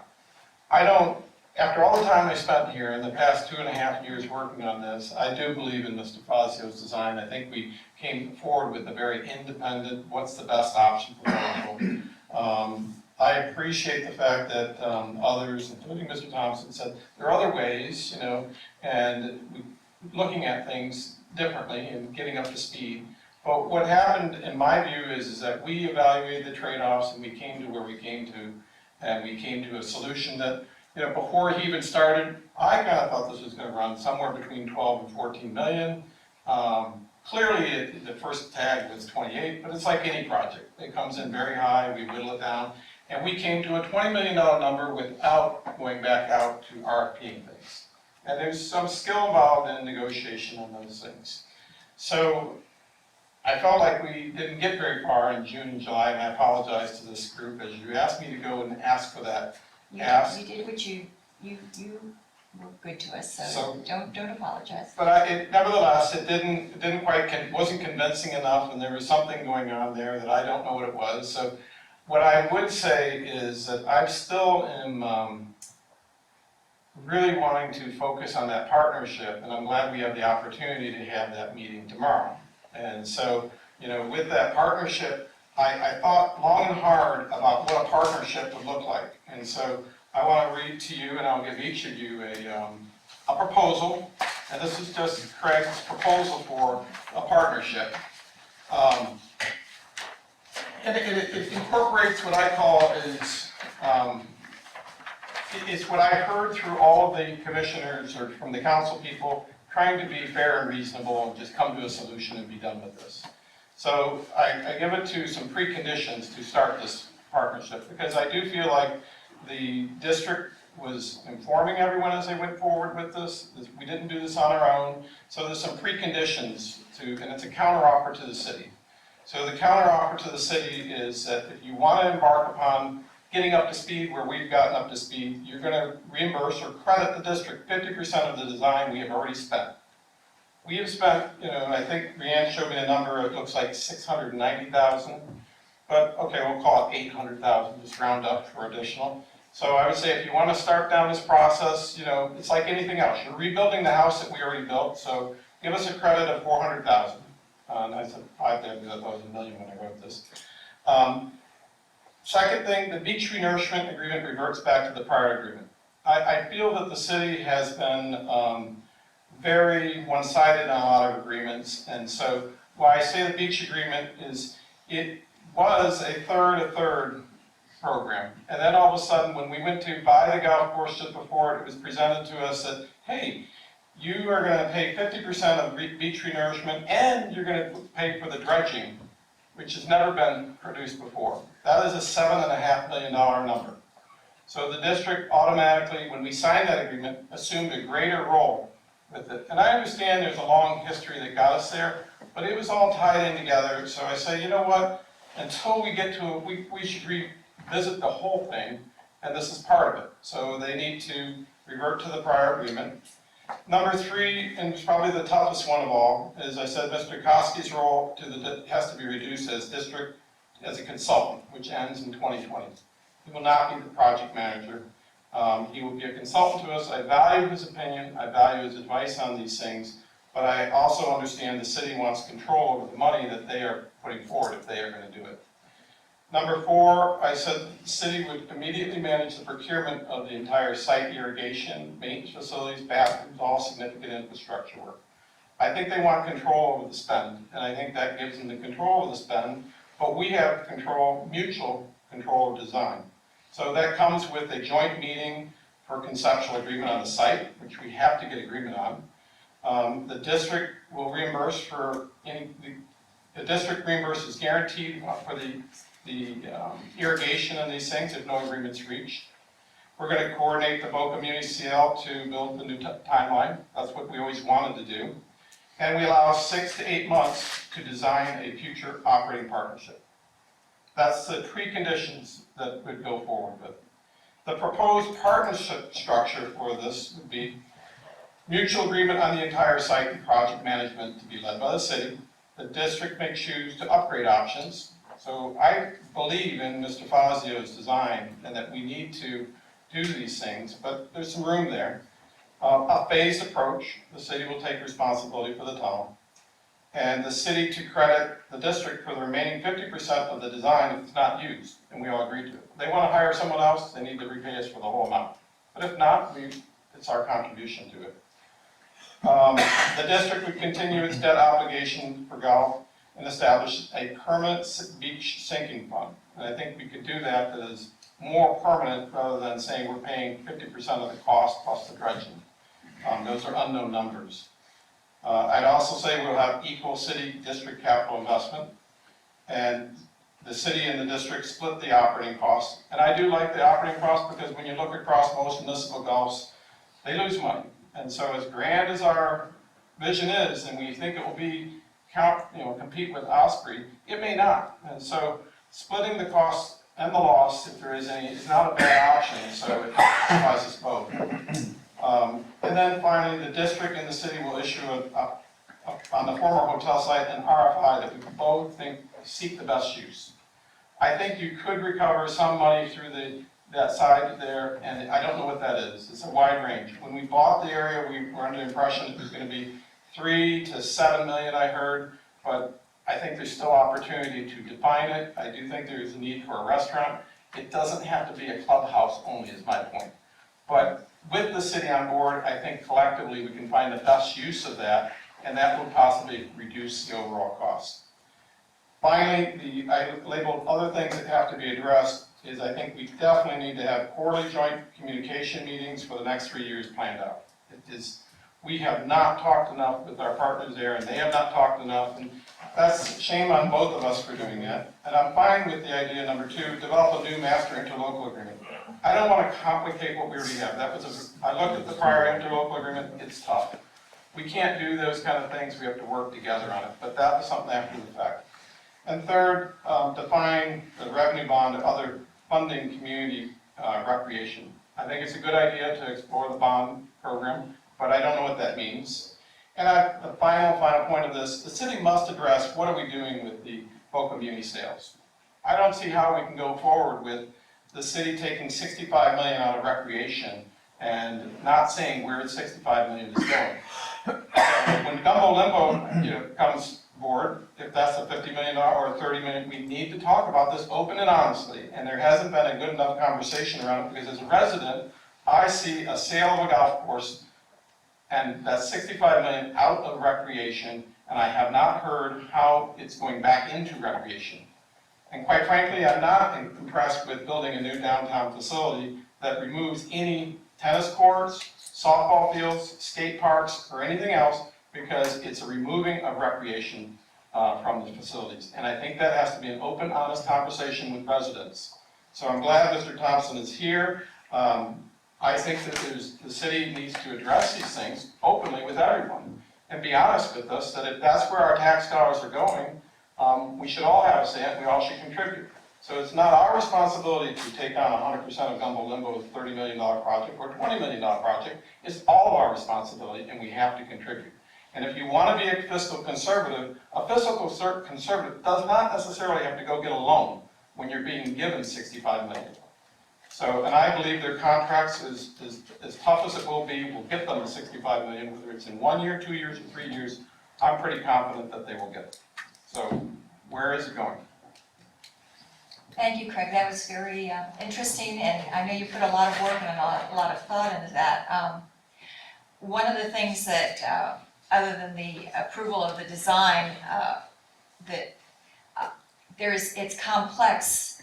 We can't just do the east side and them do the west side with 2 different designers. It won't work. None of the designers, will do that for us. And so it's going to have to either be Price Fazio does the whole thing and with the approval of the city, or they're going to waste the taxpayers' time and energy and frankly some taxpayer dollars to go out for another RFP and take the time. They've got so much on their plates. So to address that, Madam Chair, that's why I said allow 6 to 8 months to let the city get up to speed on that. I think they will come to their own conclusions on what that design could or should be. But as Wayne has indicated, that we have two different visions here. So we need to reconcile that. And so I think once you reconcile the vision, do you want to have Bow Community recreated in the east? Or do you want to have something that is a little bit more of a destination? But quite frankly, I want to do it right. And I think that we've all said that from the beginning. We learned the trade-offs as we went through this process to say, I think collectively we're all comfortable with that design.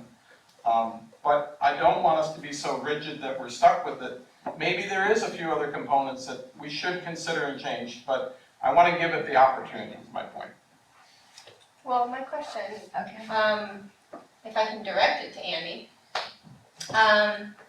is the 18 holes that now Price Fazio has presented to you all is 6.7 million, which is under your $8 million mark. So it's not? Because it doesn't include infrastructure. Okay.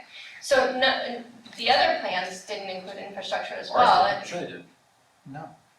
Most of them didn't, if I were to remember correctly. And they didn't do the legwork that Price Fazio has done on the utilities and things that are needed. And a lot of them, I believe, pointed that out, which is a huge unknown, right?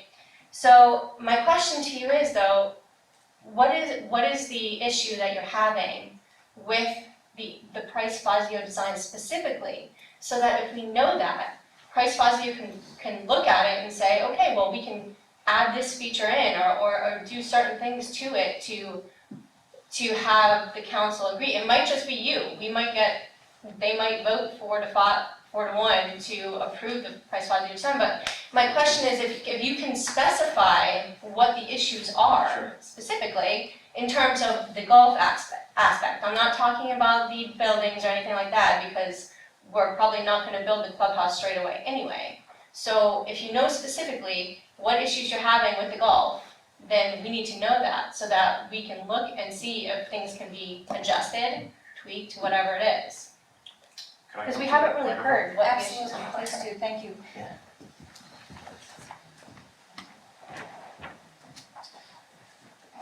The RFI that we issued said, give us plans, designs, concepts for golf course, 18 holes, plus infrastructure for $8 million or less. And maybe I read them wrong, but most of them did include the infrastructure. Not all of them did. There was one in particular that I know did not, but most of them did. And so your point is, well, if Price Fazio can do the golf for 6.7, what are we arguing about? Their number never included the infrastructure. And so that was why I included that in the RFI. I made a point of saying, we need to have golf plus infrastructure for $8 million, and that was the. Understood. But My issue is the cost. Right, but My my issue is the other cost. point is those architects aren't looking what's underground or what's not underground there, Certainly. correct? Certainly. So they're plopping a building and not moving a whole lot of dirt of what was there and putting grass there and plopping a building on it and saying, yes, we can do it for $8 million. Whereas Price Fazio has done the legwork and knows exactly what needs to be done in terms of the engineering and the utilities and things like that. And that's why their price is higher, because they've spent, how long? If I may, it's not I understand where you're going with it, but it's not really, it's not a condition that they need to know what is under the ground. As I said, we're in Florida, it's sand, it's pretty normal. There's obviously some infrastructure there that you do need to understand, and we do understand that. And that's why I refer to the incorrect placement of the clubhouse by the consultant. But this is not the underground or the infrastructure or the what they don't know that's giving them a low price. It's not that. What it is we're defining a building that's this big, and the respondents are defining a building that's that big. So again, it's the vision. It's what you want out there. So in terms of our approach is that the northwest side is very flat, it has drainage issues. We don't have a great property to work with, but we need to move some dirt there to create something that is different to what was there before, substantially different, and also that can ultimately compete with the other golf courses, including Osprey. Now, I think what the respondents and what Andy is saying is that, can you give us a golf course for 8 million? And so what happens, it's not the cost of this item or the cost of that item, it's the scope of work. What you do is the costs, their bulldozer costs are the same as our bulldozer costs. The same thing with labor. So if I'm correct, Andy, I think their scope is shrinking.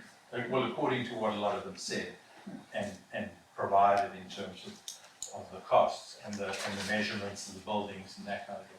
So they're shrinking and I'm not saying that that's good or bad, that's for you guys to figure out. But our costs have been based on what we ascertain to be the need for people, for machinery, for equipment, in line with what clubs are doing in Florida, and given the location we are to the ocean. And we have consultants and contractors that have substantiated all of our costs.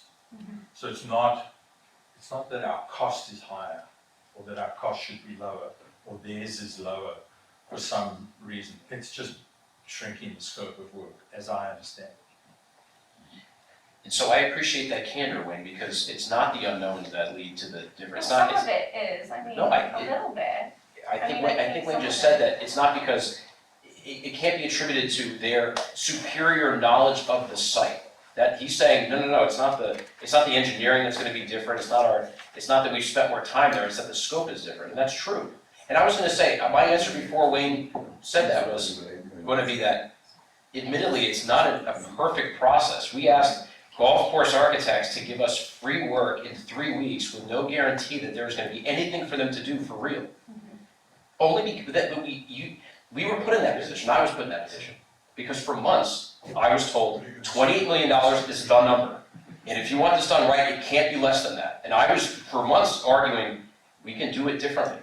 We can do it differently. And I was being told no. But non-expert Andy doesn't get very far saying no.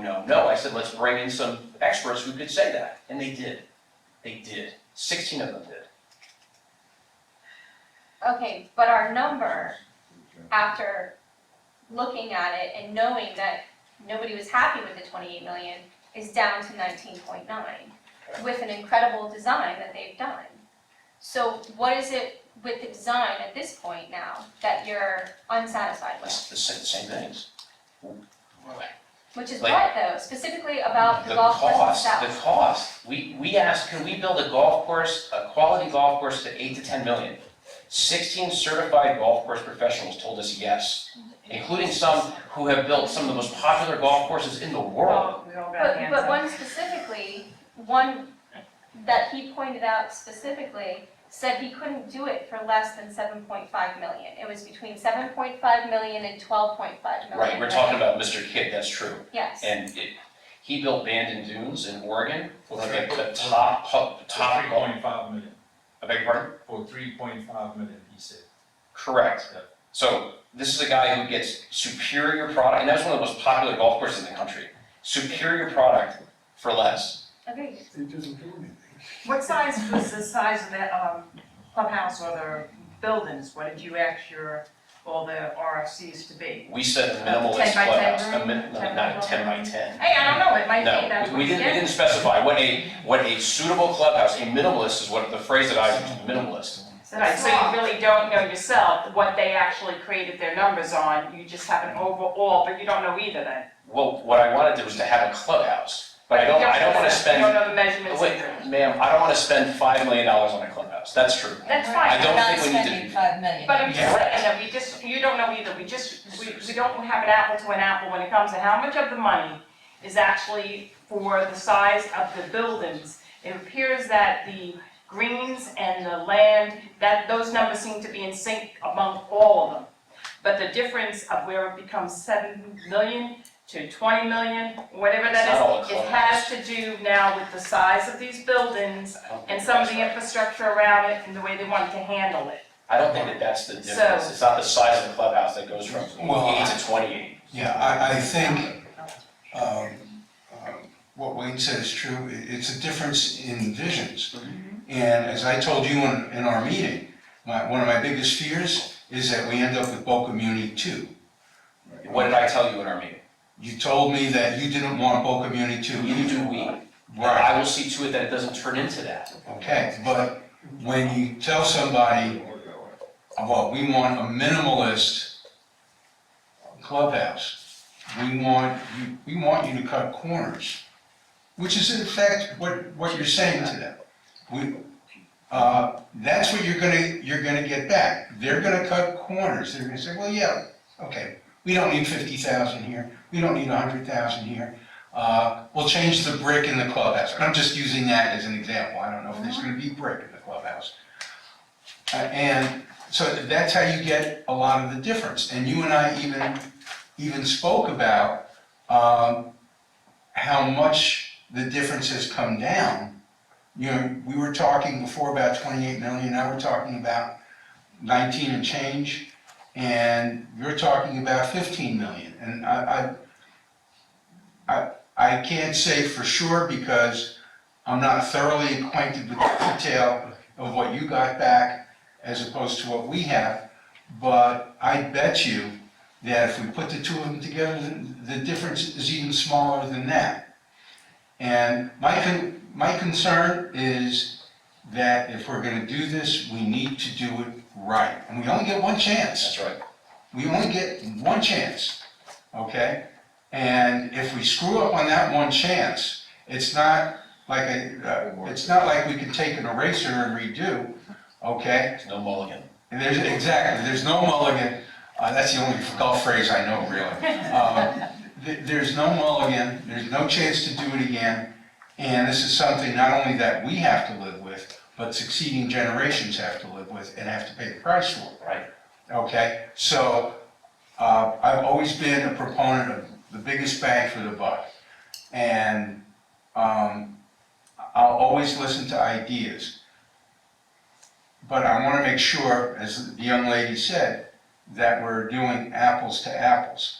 So, you know, are they using the same building materials as Price Foxfield? Not to say that that there could be a difference. How much is the clubhouse that you guys are contemplating? It's 3 million, right? Something like 3 million? And the clubhouse isn't even in there. We were going to do like Osprey and do the same thing that with a temporary So clubhouse. nobody knows what the clubhouse is. What about Yeah, well, that's what we're maintenance? saying. You just said that the RFP, are they available to be looked at? Here's my point. I mean, can I go Here's down my- tomorrow and get them and? Yeah, public record, sure, yeah.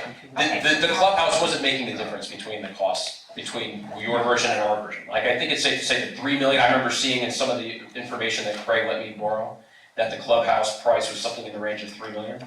That doesn't account for the difference. No, that doesn't. I was using that as an Right, I example. understand, I understand. But the maintenance, I mean, If I- yes, please, Wayne. If I may, the hardest part of our job as golf course designers is exactly this. Nobody understands what the hell we do in this room. Nobody. Nobody can conceive it, nobody can see it. Even though we've got topographical plans, nobody knows what we're doing. The problem here is, you know, if your spouse, if you tell your spouse, I want to redo the kitchen, and she gets a contractor in, and she talks to that contractor, and you come home that evening, and she says it's going to cost $100,000 to redo the kitchen. And he has a separate meeting with that contractor and comes back and says to her, it's not going to cost 100, it's going to cost 20. The problem there is understanding what the difference is. It really is. And I know that, you know, Andy from the beginning has had a different concept to us. And that's fine. But our concept in designing this golf club and what have you, our vision goes back not to $1, because unlike the golf course consultant said, he wasn't sure how the price all came about, that maybe there was an unlimited budget or whatever. And I don't mean to disparage him, but he didn't know, and he said he didn't know. And that is true. Nobody here ever said to us, here's your budget. So as I said, we spent a lot of time in Boca. We got to understand what Boca was about, what the other golf courses were about, and we based our design on all of those aspects. We got to understand the landscape issues here, the lady that runs the environmental office in the city and what their requirements are when it comes to trees, et cetera, and the cost that we would incur on the site. So we created a design which unfortunately none of you can see today. And they're in the process of creating a different design, which unfortunately you're never going to see until one of them is built. And therein it lies the rub. Right, but I get that, but let's just talk about blueprints. They have a vision of 7,000, we got 20,000, somewhere in the middle is the number that we want. It's what areas is the number not the same? And that's what really the breakdown of more detail, Well, again, you're departing. pedantic almost, Yeah. we need to have that, Well, so. once again, you're departing from the vision into Well- the realm of the number. Well, the part of the vision is the cost as well. The vision is, we're willing to say that we want it to not be not great because of this cost, or we want it to be a little greater, or really great, or bigger, greater. How much time the design on all each hole goes. What I'm trying to get to is that we need numbers. Marvis and Megan? So, Can I help you? No, well, we need more numbers that are more could detailed. I suggest that maybe you sit down with Wayne and Andy together to hash this out, because we have Yeah, a that's lot fine. more to Yeah. cover here. Yeah, just like to get it for tomorrow so that we Okay. don't prove it For again. clarification, Madam Chair, and Wayne and Andy, in our 19.9 million proposal, there's 575,000 for a clubhouse, temporary clubhouse. There is 2.6 million for a maintenance facility, and there is 1 million of golf maintenance equipment, okay? The proposal from Kimley Horn kind of picked that all apart and said, oh, you only need 200,000 for landscaping versus 1.3. And I think that's an absolutely ridiculous number. As someone who was on an HOA after Wilma, we spent over $1 million just doing trees around the community and knowing what's going on. So I lost a lot of credibility of listening to the Kimley Horn person, anyone saying, I'm gonna do 212 acres for 200,000. I got one that says 1.3 million. I still think that's probably light, but you know what? I'd rather go with that number than the 200,000. When you go to the temporary clubhouse concept, 500,000, that's reasonable, maybe lower if it's a trailer, I don't know. The maintenance facility, 2.6 million. The city has come to us with a maintenance facility at Spanish River Beach Park. Its design is 4.2 million. Your consultant says, oh, we can do one for $1 million. You're near the ocean. I think these folks just haven't really thought it all the way through, but when you go to implement those things, you need time to go evaluate it and look at it, and that's what I'm trying to advocate for. I get it, it was a good concept. We spent 2.5 years doing this. So if you want another 2.5 years to do it, I don't think the community wants to wait around for that, but 6 months, I think we can wait for that. You know what, I do agree the community doesn't want to wait for that. And that's why funding the course as designed now through either the levying of additional millage or private financing, you're going to get that kind of waiting. That's my understanding. It's going to take you guys years to raise the money in millage to pay for this. That's why I came to you guys and said there's a way to free up the money now with us being partners. The truth is, if you and I, Craig, if I sat down, I could attack line by line, item by item, some of the parts of the design and price value. And just like you took a few minutes just now to attack some of the line items of some of the consultants that we hired who looked at it for 2 weeks. But to me, that's not the productive way of doing things. I want to move forward together, and we're giving you guys a way to do that. I recognize that and here, I've told several people this now. The part that I feel worst about is that I mean, maybe me in particular, I'm coming to this really late in the game. You guys have been dedicating a ton of time to this. Price Fazio's been dedicating a ton of time to this. But we got to the point where we were asked to give taxpayer dollars to fund this, so we had to do the due diligence. And so has it taken longer than I had hoped? Yes. But that's why I'm trying to streamline it to a point where we can get the money and get started and start moving dirt, start getting this stuff built now. That's what the residents want, particularly if we can do so together. Because frankly, a lot of folks don't know the difference between our two bodies. They think the city is the district is the city. They've asked me, why is the city raising its millage? And I had to explain, it's not exactly what's happening. We get all on the same page, we can do it together. But look, part of the proposal, as we submitted to you, requires some concessions on the west side of the golf course, that's true. It requires you guys to allow us to handle that west side. Price Fazio can absolutely do the east side, if they want to, they don't have to, and they are, by all means, can submit a proposal to do the west side for Why us. do you want it? Why do you want it? But Do the you not night- trust these okay. But people? if you took the 19.9 million and you guys did your west side, you'd be around your $8 million mark, maybe a little bit over. I can So tell you, what's the problem with the numbers? You haven't said you had a problem with the numbers, not the design. you've asked us that question now for how many weeks? For months now, and the answer's been no. We are not gonna fund that. My vote But is it's around no. the number that you're No, looking it's for. not, it's not. But it It's not. is. But it is. Okay, Yeah, we have tomorrow night that we can also discuss this with the other 4 council members. Bob, would you? I've been waiting patiently. You know, and I've talked to Andy about his proposal, and I told him at that time I had some reservations because of the cost involved to us, and Craig brought up some of the other issues that I talked to him about the city's participation in some of this as well. And the way it was presented to me is that, you know, this deal will not work if you guys have a millage increase. And as I said to Andy, we're gonna have one whether we did this or not, because we have other projects that we have to go. But, you know, I've been on this commission for 24 years. And I've seen a lot of projects that we have done. I wasn't here when the district was formed in '74. But I was here when we purchased Ocean Strand in 1994 for $18 million, which was about 16 acres.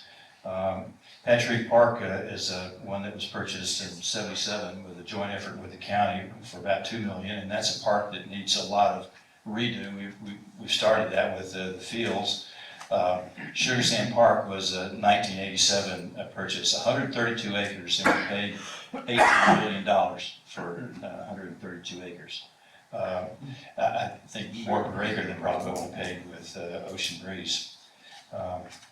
DeHornley Park, we built that project. The city came to us when the drawings were 60% complete and said, can you finish the project? We did, we got a bid of, I think, just under 10 million, but after redoing some of the design for the underground utilities, that came in at 14 million, which was less than what had been budgeted for earlier. I think it was 20 or 24 million dollars. I believe that, like with this project here, I mean, we were over budget only because we spent $750,000 to remove the buildings over at Ocean Breeze. The project at Patch Reef, I'm happy to say that, you know, that $4 million project is going to come in under budget and would have been on time had we not had weather delays that we're experiencing. I recall Mayor Singer saying to us that if you were coming to me just for the design approval and not asking for money, I'd approve the design. Well, I'm going to challenge Mayor Singer on that. If we could arrange private financing, which I think we can do, private financing, I understand. I think Sue mentioned 25 million for $1.4 million conservatively, would give us enough to do the golf course, as well as it would also give us enough to do other projects, namely get started with Gumbo Limbo. I do believe that some of what you have there, Craig, good effort, CFO type language. I thought it was really a lot of things in there that I could agree on, but trying to get our group to agree on anything of this magnitude is probably going to take us 4 or 5 months to do. If we were able, I don't know what the procurement time is on funding, if we went private funding. Do you know, Art, what the turnaround? 3 months? 3 months. 90 days. And if we have looked at 25 million, and I think that we've been told that is a very good possibility that money is available to us, or we could do this golf course. I've also would elevate Melissa Dawson to our owner's representative on this project. Since Mr. Koski would be our consultant for other matters, Melissa Dawson, who is quite capable, could run this project as the owner's representative.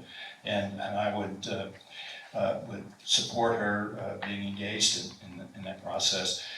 I think that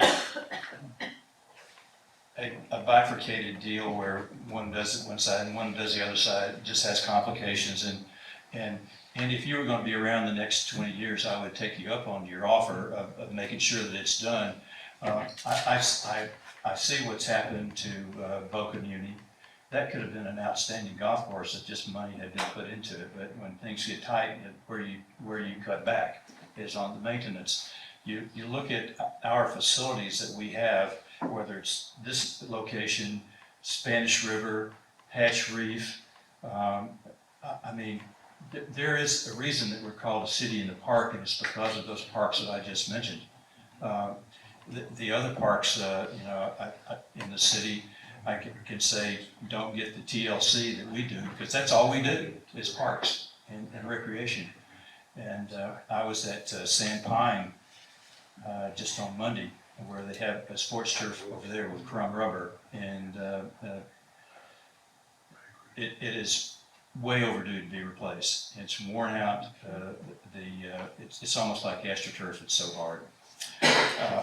That's the kind of thing that I'm concerned about by turning over one side of the golf course to the city and us doing the other side, because I think they've got to work together. They've got to have one architect. They've got to have one manager. Maybe your system there of sharing profits and expenses, Craig, might be a good idea. But I firmly believe, after talking to a lot of my constituents,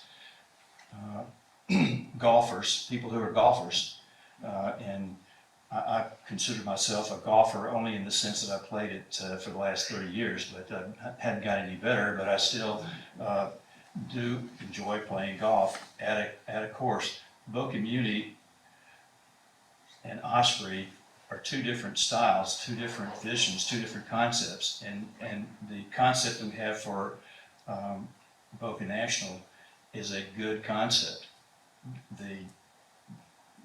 The cost that we've involved here, we've skinnied that down, value engineered that to the point where it will be a destination golf course for people to come play golf, and they will come back again. I have people who told me that they will not take their guests to Boca Municipal to play golf. They'll go down to Deer Creek or they'll go to Osprey to play golf.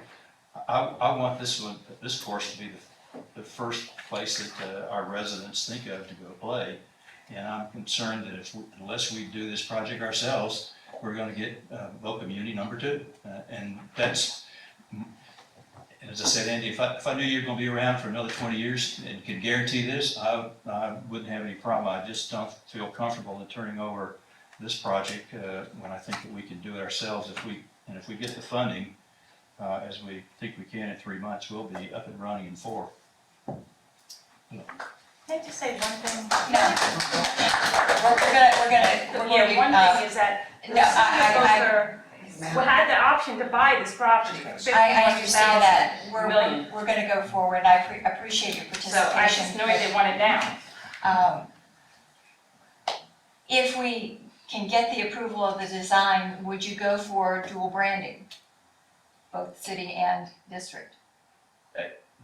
a design, the Price Fazio design as, No, yeah, with the Price Fazio design, have both the city and the district name on it. that doesn't cover the concerns that I have. so I it's- understand that, but, I don't Yes or know. no? I don't know. okay.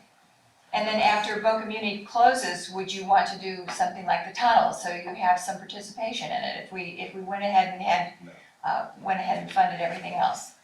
Again, I don't know. It was my idea to come and offer you guys the chance to use our financing if we could work on this together. I hadn't thought about you guys doing everything and us being asked to do the tunnel, so I can't speak to that. Okay. Can I just say one thing? I agree with a lot of what you said, Bob. But I do just want to say, and no disrespect or anything, but he is only one vote. Yeah. And he is only speaking for himself. There are 4 other council members who still might want to participate and provide funding for this course. I don't think we should completely shut that down. I We totally can agree. still think about doing it ourselves, but I still think the city should put money towards this. I And agree. I don't think that should be off the table at all. So, Yeah. And Aaron, thank you. yes. Thank you. I mean, I want to go back to Bob's comments, and I've coached out there at Sandpine. I appreciate before it was AstroTurf, and the decision to put in the AstroTurf, it was done on the cheap. And it is poorly done. And we also know that golf has not been a priority for the city, both at Boca Muni as well as out at Red Reed. And it's never been a priority for the city from the standpoint of programming. And so I find it challenging to say, oh, you're now ready that you want to do this, and the proposal you've gone through is a different vision, which I appreciate it's appealing on the financial side. But I also want to tell you that you've actually cost the taxpayers in the city more by doing this. And you're costing them more because we're doing this because we feel this group here feels so strongly on the vision and design that we don't want to have a substandard course. And part of my requirement, at least when we went into this, is someone who was qualified as a golf architect. And so that I didn't give a high rating to someone who didn't have, it didn't mean that they couldn't do it. And I wasn't looking for the cheapest solution. But if we go outside to outside financing, I want you to be fully aware that we may have a higher rate because we are not the city. We also fully understand the city has not been, they don't want to engage on this, so I don't know if they're going to slow the project down and require a picture of every tree and replacing every tree. I feel bad that we can't get a partnership, so I'd rather have the partnership, but I think this whole thing is costing everyone, the taxpayers more, it's costing more on the tax rate, but that's not our fault. I think you got to look to yourself, because that $65 million being pulled out of Boca Muni is going where, and no one has said where it's going. It's coming out of recreation. And if you sell every one of the parks that the city owns and moves on with it to something else, I have a concern as a resident. Let me take a second here, if I may, to say that we talked about at our last joint meeting, and the city and the Beach and Park District have talked for years about having better communication. So I came to you guys in an effort to have a solution to create a better partnership. And I came here to my first Beach and Park District meeting, and for the last 10 minutes, I listened to you all denigrate and malign what the city does in its recreation. And I take offense to that, because we have professionals who are sitting here in this room who take their job very seriously. And we have fantastic parks, and it's not just because of the Beach and Park District. And so I can't help but feel like my effort to try to get better communication and a partnership with the Beach and Park District has yielded me getting, not even just as the city, but me personally being insulted. I have to say, I don't feel great about that, because I came here in an effort to try to do things better. And I feel, Andy, first of all, welcome to the Andy Thompson Annual Roast. Second, I don't think it was the intent of anyone here to insult you, and if you feel offended. the job that we do at our parks. No, and that. I think That wasn't the intent. What we were talking about, at least the way I understood it, is the job that we do. Now, let me also say, and I told you this at our meeting, I would like nothing more than for the Beach and Park District in city council and city council staff and our staff to be able to work together and always, or as much as possible, be on the same page. All right, it's very important to me, okay? But what we have to do is we have to understand where the other side is coming from, okay? So I understand your concern. You think that this course could be built for less. We feel that what Price Fazio has come up with at 19.9 million is just about the optimal price. Is there a difference between the two? I think when all is said and done, if you compare apples to apples, as I told you before, the difference is very small. But we have to approach this, from, okay, you have to bend, we have to bend. And we are trying to bend. I haven't seen the bending yet. But let me say too, but like the roasting of me, I'm a public servant, so I signed up for that. That doesn't bother me. It's the staff who do a first-class job at our city's recreation services department. I just want to make sure that you know that I know that and that I feel that way. We all feel that way too. I can tell you, I worked with these guys, I worked on a lot of projects. I think some of these guys here would agree. Sandpine Park, yeah, should have been done a little differently. They are dedicated, they are working on changing things, we all know that, but the projects we're talking about are things that were done in the past and should have been done differently, and I think these professionals here would probably agree, yeah, we would have done things a little differently too. They have a fresh set of views, so I don't think anybody here is trying to denigrate the job that they are doing. I've worked with them, they do an outstanding job. I think everybody here has talked to them, met with them at different facilities, so I want to clarify, nobody's trying to tear you guys down. You guys absolutely care and do a great job. That's right. Yeah, and Andy, there's not much that I said differently that I didn't tell you in private about some of the issues and concerns that I had. The employees that we work with on our facilities at Spanish River Park, for instance, it's top notch.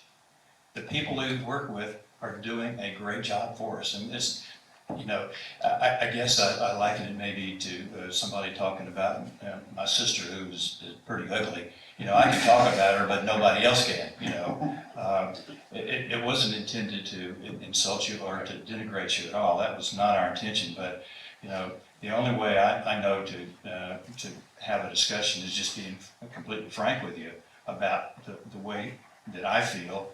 I've been doing this job. I served 10 years on the Parks and Rec Board for the city. And I've enjoyed every minute in interfacing with the people at the city staff. They've been very accommodating. It just, sometimes, they don't have the resources to do the job that they need to, which is the reason why we're here, because we do help with those resources. Whether it's Gumbo Limbo, Red Reef, we do help out with the parks and reimbursing the expense of the city to operate. So please don't be offended. I mean, it wasn't my intention to offend you or insult you as a public servant, not at all. But the only way I could really explain why I felt the way I did was to, reference some of the things that I did. So if it was an insult to you, I sincerely apologize. Don't worry about me. What I meant was the staff of the city. I think do an excellent job on these things. That's my The point. staff that I work with knows the difference, and the people that I interface with on the parks know the difference. I have nothing but the best respect for the folks that are out there that are doing their job to accommodate the residents in our recreational needs. I mean, not only do they do their day-to-day, but when it came time to prepare for the hurricane, Michael he was organizing everybody and our staff was doing a great job. Those people could have been home doing their own homes and taking care of their own business, but they were dedicated to all of our facilities, both city and district. So, thank you, Michael, and Michelle, and Jill. And, hey, Leah too. Yeah, they had to move the turtles, right? Oh, yeah, they had to move the turtles. I just want to reiterate one more time, tomorrow at the council meeting, all the individual council members are their own individuals and not one thought. So we have to go in there remembering that, I think. Just keep that in the front of your mind, please. Okay, thank you. Thank you, Andy. All right.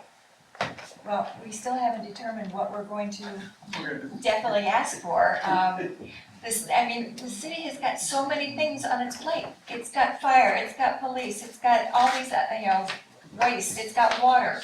I wish that we could just do what we do best and go in there, get their approval and go forward.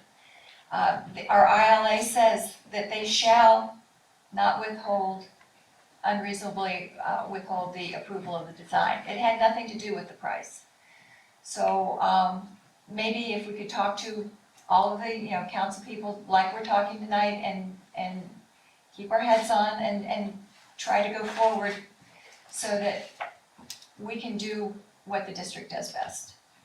And what we have already spent a lot of taxpayer dollars going forward. So, we still haven't given Wayne the okay to go forward with the engineering. Maybe we'll wait till Monday night, if that's all right with you. Are you all in agreement with that, so that we go forward? Anything else that you want to discuss as far as the golf course? So Madam Chair, just to recap, tomorrow we are going into this meeting and we have a proposal on the table that was written to us. Are we counter proposing to ask to stick to the interlocal agreement, ask for approval of the design, and we will explore our own financing options? Or are we open to discussing and allowing more time for the vision to converge into one? Well, when I spoke to Mr. Annell yesterday, I said, what are we looking at as far as a payment? And I didn't get an answer because he wasn't sure, how much we would want to borrow. So that would be one of the things that we would have to agree upon. But he was actually looking more toward us doing the east side and them doing the west side. And I agree with Bob that it has to be one designer, it has to be one entity. We can do it together, but we can't Agreed. do it one on one side, one on the other I side. think collectively we agree that it's one design has to be involved. I think collectively we agree we need an irrigation system Right, and we need the fundamentals to start this. So I think collectively we all say we want a golf course. And to start this project and to show the public we want something, get started on it, would we be okay with, if the city did agree to the irrigation and the general conceptual design? I'm just talking about 18 holes as Mr. Fazio has defined, as well as drainage, as well as where the driving course is proposed and the 11-hole short course. And I believe we should also build the maintenance facility over near the train tracks. So those big components, plus the temporary, I would throw in the temporary right. house. Would we be willing to let the city, participate in the procurement of that, using the Fazio design, partnering with us to do that, if we agreed on that design? As far as the contractor goes. Yeah. Well, I think it would have to be, a collective Agreement. agreement to do that. So so part of the thing for tomorrow is to overcome differences in visions. Exactly. And so, assuming that doesn't happen, we stop the train and we basically say, okay, now we're gonna go back for us, we need approval of design, and so we're asking you to approve this design. And we're also asking them, we are gonna go out and get financing. We'd welcome their opportunity, or if there's anything that they could help with, sounds like they don't want to, so we're not expecting it. And Well, I think they want to help, and I totally understand that, but I'd like to see some numbers, because I heard some number for, that was thrown out of $4 million a year for debt service, so I don't think we can afford that. Yeah. I still think we should be asking them for outright funding for it. They've offered funding for the west side. So why aren't we continuing to ask for that with approval of the Price Fazio design? Well, you raise a very good point, Aaron, because we've gotten our numbers tightened down to the point Exactly. where I think it meets the vision of the community, because we did vet this with the community. And I think that, the design is, and our vision is a little bit differently. It's gonna cost a little bit more than the 15 million. But I think it's the design that the community is interested in, and I think we should go forward with, asking for for funding and assisting us with the funding. And then if we cannot get that funding, I would just like to know, can we get the approval of the design? And then if we can get the approval for the design, we'll be able to do the funding ourselves. I'd rather have the city participating in the capital cost, either in the loan but I do think that trying to manage the course with, even if we had one architect and one contractor, we're still gonna have two different bodies trying to work with the contracting architect, which is gonna be a little bit difficult. It's gonna slow decisions down, because then everybody's gets into the action as far as trying to make a decision on whether we move this, add more fill over here, which is gonna cost us another couple $100,000. My suggestion is, let's see if we can obtain funding based upon the very thing that you talked about earlier, is the $19 million is the number that, and I think it was a $20 million ask we had at one point anyway, but now we're at a firm at a 19 and change. And I think we ought to try to see if we can get that number committed to us by the city, and then if not, let's see if we can get the funding that we need privately. What about a portion of that, if they offered half? It depends on the conditions, Okay. what's involved. I mean, I think we just have to be open-minded if they have some desire to participate. And as you said, Aaron, there's 5 different opinions there. And if they want to participate in some form or fashion, and it's something that is agreeable to both parties, then I'm okay with that. Can I just- Steve? One last thing. Absolutely. In a relationship, when a relationship has gone bad, and the relationship, quite frankly, between the city and the Beach and Park District has gone bad, we're just not, we're dysfunctional. The first thing that has to happen is get all the garbage out of the way. And I think that's the process that we started tonight. So, Andy, my personal apologies if you were offended, okay? And my apologies to city staff if any of you were offended, okay? I think of the world of you guys. You laugh at my jokes, you're good. And I know that's tough. But I think we need to move forward from here, okay? And find areas where we can agree. Because that's where a good relationship starts, finding areas of agreement, okay? So I think tomorrow night should start with finding those areas of agreement. Where's the commonality? But on the other hand, if you guys see fit to beat me up, go right ahead. But we need to find where we agree and then expand on that. And I think that'd be the start of changing this relationship from dysfunctional to functional. Good suggestion, Steve. Okay. Are we all good? Yeah, I'm done. Mr. Horowitz, would you like to do your report, please? I would, and I know the hour's late, I'll try to be brief, but Commissioner Engel actually provides for a nice transition given his last comments, because one of the 2 items I wanted to update the commission on this evening is the discussion that we've had with the city attorney's office regarding the CRA funding and potential areas for agreements. Last month, this board asked our office, general counsel's office, to reach out to the city attorney and open up the door for some discussion regarding the district's ongoing payment of the increment funding to the CRA.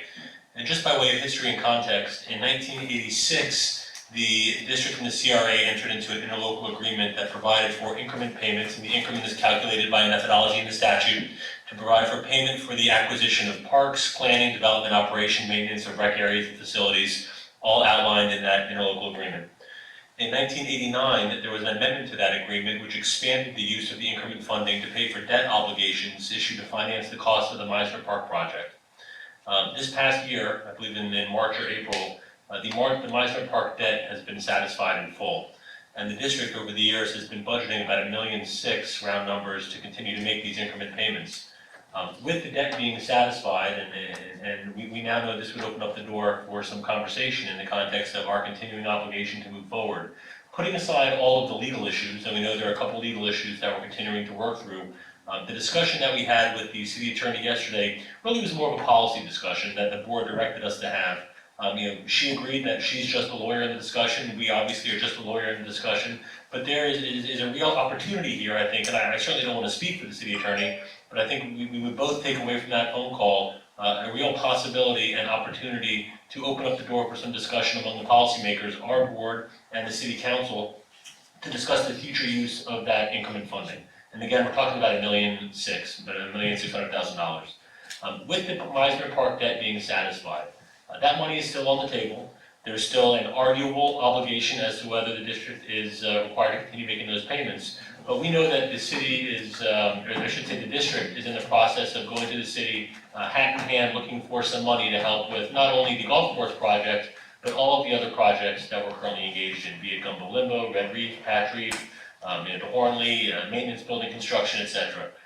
One of the discussions that we wanted to open up in the context of policy was potentially approaching your counterparts at the CRA and see if there was a better way to utilize those funds now that the Meisner Park debt has been satisfied. Again, it's $1.6 million on the table. How those funds can be used moving forward really is within the discretion of the CRA. And I know that the city attorney reached out to the assistant city manager. I believe the assistant city manager has since reached out to our executive director and discussed some potential opportunity, again, from a policy perspective, from an administrative perspective, as to where those funds could be used. From a legal perspective, the mechanics are relatively easy. If the parties were to agree, we could terminate those interlocal agreements, and there'd be no longer an ILA between the district and the CRA, and those funds can be destined elsewhere. To any one of those projects, be it the golf course project or any other of the number of projects that we're involved in with the city. So in the interest of looking for money, looking for dollars to help with all of these projects, we both, and again, I don't want to speak for the city attorney, but I think we both took away from that conversation that there's an opportunity here for some money to be found and some money to be used for projects that would serve both of our common interests, both of our common constituents in the context of moving some of those projects forward. Again, it's a policy discussion. I opened the door as the commission directed, so I essentially leave that discussion at that, and maybe a discussion point, if not for tomorrow, at some future moment between the district and the CRA board. So that was the one update on the CRA. Do you have any questions? Yes, Commissioner. When is the next payment? I would defer to Brand as far as when the next payment's actually due. It was budgeted for this year. Yeah, December. Okay. So it's variable depending on our millage rate, correct? So we just set up. Yes, but the methodology is set out in statute to determine the amount of the increment. So next payment's due in December. Correct. And does this expire when? 2025. So we have about 6 payments we're talking about. It looks like it goes up to 1.6 million if we go up to that proposed budget rate. Okay. I mean, this could be directed toward the three, divided among the 3 projects that are pretty big, like the Gumbo Limbo, the Spanish River into Hornley. And that we could kind of, start apportioning that, not really with a fund, but just keeping it in our budget to think, well, okay, this is, or we might have to determine specifically where it has to go. Currently, the payment has a specific destination, and it's not a defined destination, but there are specific uses for those funds under the 86 ILA. The 89 amendment simply expanded those uses to include Meisner Park, which has now been satisfied. But the other obligations, the other destinations in the 86 ILA arguably remain in place. And I think there's a legitimate legal discussion and debate that we can continue to have in the context of future obligations. I do want to point out that neither the ILA nor the amendment include a termination date or a provision for early termination. So I just want the record to be clear on the context of that obligation moving forward. But And you did mention that in case there was some maintenance at Meisner Park, that we could carve out a portion of that. again, and that could be negotiated between the parties. If there was a continuing operation and maintenance obligation, and again, I don't want to guess a number, but whatever that is, it could certainly be reduced from the ultimate pool of money that we're talking about to be channeled to a different source with a certain percentage held back to be used for the continued funding of operation and maintenance in Meisner. Jake, where do you think we should go from here in that discussion? Because I think it's a discussion we need to have. The answer is it really is a discussion point among policymakers. And the city attorney, as I said, spoke to the assistant city manager, who told Brianne that it may be a discussion point worth having tomorrow, when the two boards, I'm sorry, not tomorrow? No, so I talked to George Brown to this earlier. They're not prepared to talk about it, but what they'd like to get is a letter kind of memorializing some of the concepts. So I can certainly send that off to them so we can schedule that at a joint meeting or even start talking about. He was receptive to some of these ideas with the changes, and I think we could probably work that out, but they're not prepared to talk about it tomorrow at the joint meeting. And again, we can work with Brianne on drafting that letter. Again, the legal issues here are relatively limited. We can frame out some of the open policy issues to convey that message and further the conversation. But again, I got the sense from the conversation I had with the city attorney that this is a real opportunity where we may be able to come to some agreement on how to use those funds in a more productive manner moving forward. Jake, thank you. I think that was a worthwhile conversation Agreed. that you had, and I think that, it'll pay dividends for us with that. I think that money can be put to good use. Some other, I got the sense that the city attorney also would say that it was a positive call. I thought it was just a generally very upbeat, positive call all around. Do you have anything else, Mr. Horowitz? The only other item I wanted to bring up was the item that Commissioner Wright had referenced earlier in the meeting regarding the meeting that took place the Friday before the impending hurricane. As directed by the board and as discussed, Ms. Harms, Commissioner Wright, Mr. Koski and I did just sit down briefly in this room to talk about a number of different pending items, open issues in the context of Mr. Koski's role and relationship with the district, both previously and moving forward. It was a very candid conversation, it was a very open conversation. I think that they would both agree on that. I would also say, I don't know that both or all parties see eye to eye on all points, but I think that everybody in the room was very honest in that discussion. The outgrowth of that conversation really had to do with accountability in the context of what Mr. Koski is currently doing for the district under his project manager agreement that was entered into the beginning of this year. The takeaway from that discussion was some direction to me and our office to prepare amendments to that contract to provide for some additional oversight in the context of timesheets. We know that Mr. Koski's current arrangement with the district provides for the $10,000 monthly payment for his services being rendered as project manager. There was no discussion about changing that. The only thing that we were looking to expand the agreement or amend the agreement would be to provide for some accounting timesheets, very similar to how our office provides timesheets for the work that we perform on behalf of the district. It would be essentially an hourly arrangement billing up to a cap of the $10,000. And if Art or Aaron feel like I misspoke or I'm not clear on any of the takeaway of that discussion, I just asked them to certainly clarify any comments that I've made. Short of that, I would, with the board's permission, bring back and. Well, that was it, but I also wanted to bring up what you brought up on this proposal. Number 3, is this something that you're proposing now? But, so we don't have to change it twice? Well, I don't think the proposal I presented there was a draft starting point if we were gonna go down the partnership path. But I think there was no formal resolution. I still think it's an open discussion for tomorrow, what we're doing on the golf course. This is oriented towards the golf course, Right. so. Well, I mean, Let me just interject this. I've had conversations with Mr. Koski regarding his role with the golf course. And I suggested that we elevate Melissa Dawson to be our owner's representative rather than Mr. Koski, and have him simply as a consultant and a mentor to us and our executive director. So the contract that Jake drew up there probably would need to be corrected if we agree to put Melissa Dawson in that role, rather than Mr. Koski. I'm amicable to it. I mean, Mr. Koski and Melissa amicable to it, so. Well, yeah, as I said, I did speak to Art about it. Okay, And we'll need a motion. So moved. second. I think we What- gotta what make is- a motion first. Oh, sorry, I'm like, it's past my bedtime. Mine too, okay.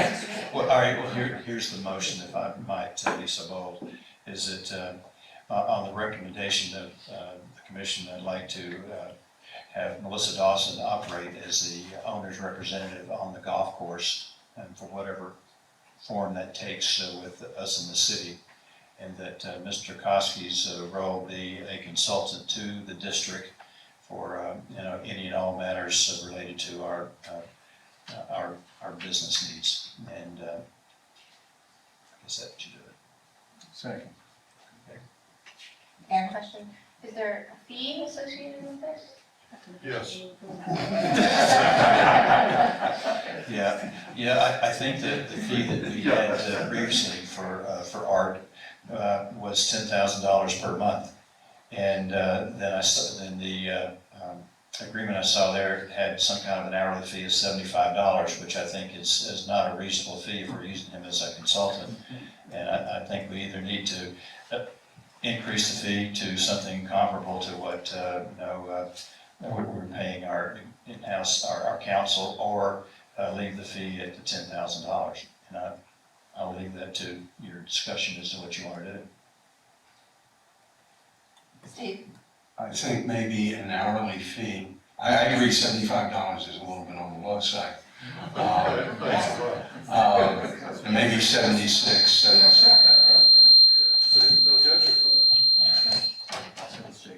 Okay. But we do need to come up with a fee, and we do need to do it on an hourly basis, and I think with a cap.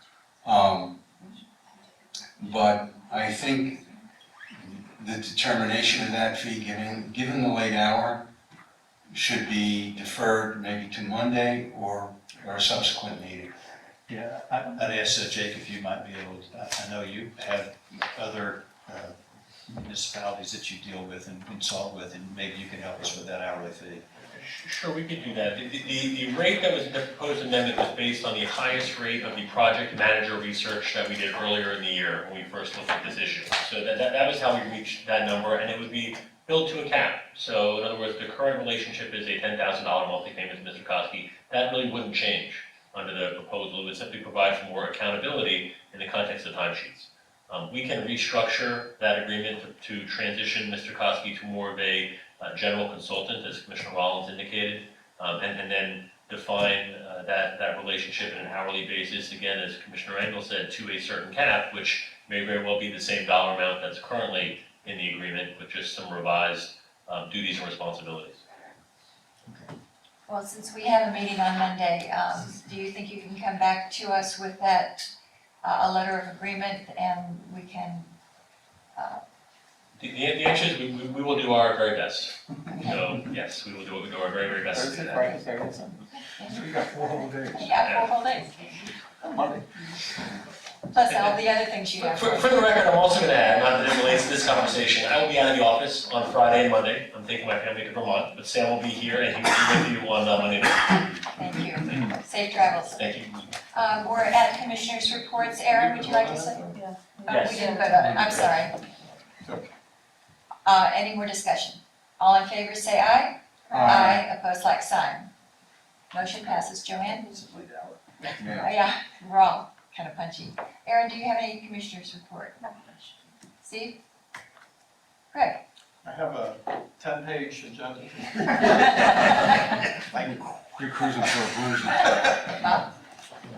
As Commissioner Starkov used to do, I got only 1 or 2 or 3 things to do.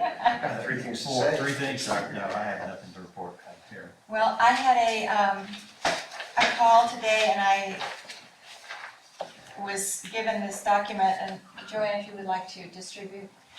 I have not read it. I don't know if council has read it. It is an offer for Ocean Strand. I don't think that this is for us to agree on right now. I think it should be something that the city sees, and we negotiate with the city on this. It's a very comprehensive agreement, but like I say, I have not read the entire agreement. I think I just have one question as a matter of process, if I may. I know Commissioner Engel wants to weigh in. Was this procured through a competitive process, or was this an unsolicited? unsolicited. Thank you. Steve, Yeah, and along those lines, I know, we have to kill you. yeah, I don't wanna do that. no, you don't wanna kill me. All I'm saying is that it's gotta be rejected out of hand simply because it's not in response to an RFP, which would have to be issued in the highly unlikely event that we would be interested in selling. And my message to Mr. Comparato is the same message that I gave to him before. No. We got that. Yeah. This was just, don't kill the messenger, I just got No, a I'm call not- we can put it on the agenda for Monday and discuss it further after council has read it, or I can present it to the city and let them run with it. Did you want to say something? I was just going to ask Jay, how, is this something that, I mean, this was unsolicited, and we obviously could not even begin to discuss this without an RFP. What's the correct protocol in this? We are also seeing this document for the first time. Right. I'd like an opportunity to go back, review the document, get a little more context and history as to the origin of the document. Maybe we can come back on Monday and discuss it further. Okay. Thank you. Should I share with the city? It's a public record. Okay. All right. Any future agenda items other than the Matisse agreement and the eventual, sometime we're going to do the sunshine law, Jacob. I was going to do this part of our report tonight. I thought it better early during the hour, so we will be sure to coordinate. Thank you. Brian, do you have other things? We have an update on Hatch Reef and also an update on user fees that we can put on the agenda. Oh, and we need to thank Melissa for the outstanding job on Hatch Reef. Yes, Yes. forgot to add that. Thank you. Actually, I would like to thank CSR and CGA and Recreation Services for that, because I'm gonna tell you something, it's been one heck of a team effort, so, I've been really a very tiny part of it, but Kevin Beckman has worked very closely with us, has been at every meeting, he's done a terrific job from the city and making sure that when we open these fields, it has everything we need at the level that we would wanna operate. CGA has been incredible to even coming up with some credits for us, and inspecting things, and CSR has been a fantastic construction company to work with, so I do not want to take the credit, honestly, those people were the majority of why we're where we're at with that project. Well, Melissa, you were going to get blamed if you were over budget, so Yeah. you may as well take the credit for being under. Good job. That's the way it should be, take the blame when it goes wrong, and Well, no, you did a fantastic job, you know. For those of us that, and I know have cruised by there and seen Melissa on the job, and along with city staff, they have been right behind this contractor, and the contractors lived up to our expectations. Steve, Um, you have a job, I have a job. a motion. Oh. I'm Boy, he's asleep. tired, he's I am tired. tired, not sick. Move to adjourn. Do I hear a second? All in favor? Aye. Fred, you got it.